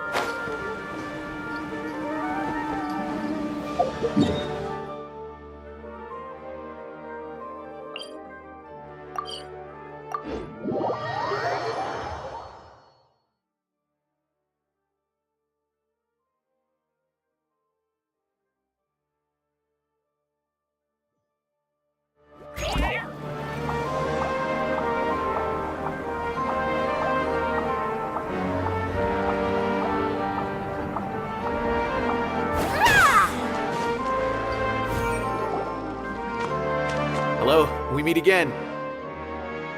Have you managed to find Sino? If so, how's he doing? I read the letter, and must admit that I hadn't expected things to be so serious. Sorry. Had I known it would be so dangerous, I never would have gotten you two involved. It's alright. We wanted to help Sino too. I can tell that he really trusts you. The research files stored away in the restricted repository are far from ordinary. Everything there is essentially about dangerous research that's forbidden by the academia.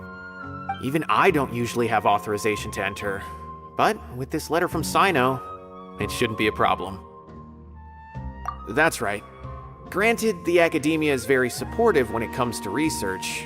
They encourage scholars to conduct all kinds of studies. However, some forms of research have proven to be so dangerous that the Matra have to step in and put a stop to them. Normally, after some particular research becomes prohibited, the majority of the related files will be destroyed. But some information may be retained as a record to warn later researchers. Such information is kept in the restricted repository, which is heavily guarded. Follow me, I'll show you. Hopefully, we'll find the answers that Sino is looking for. The restricted repository. Sounds kinda dangerous. We'd better keep an eye out.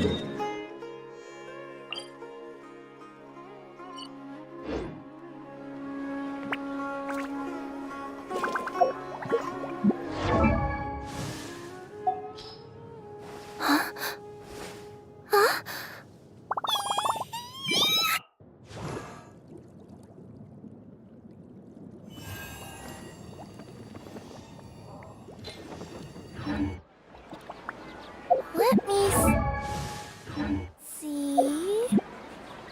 Okay, let's get going.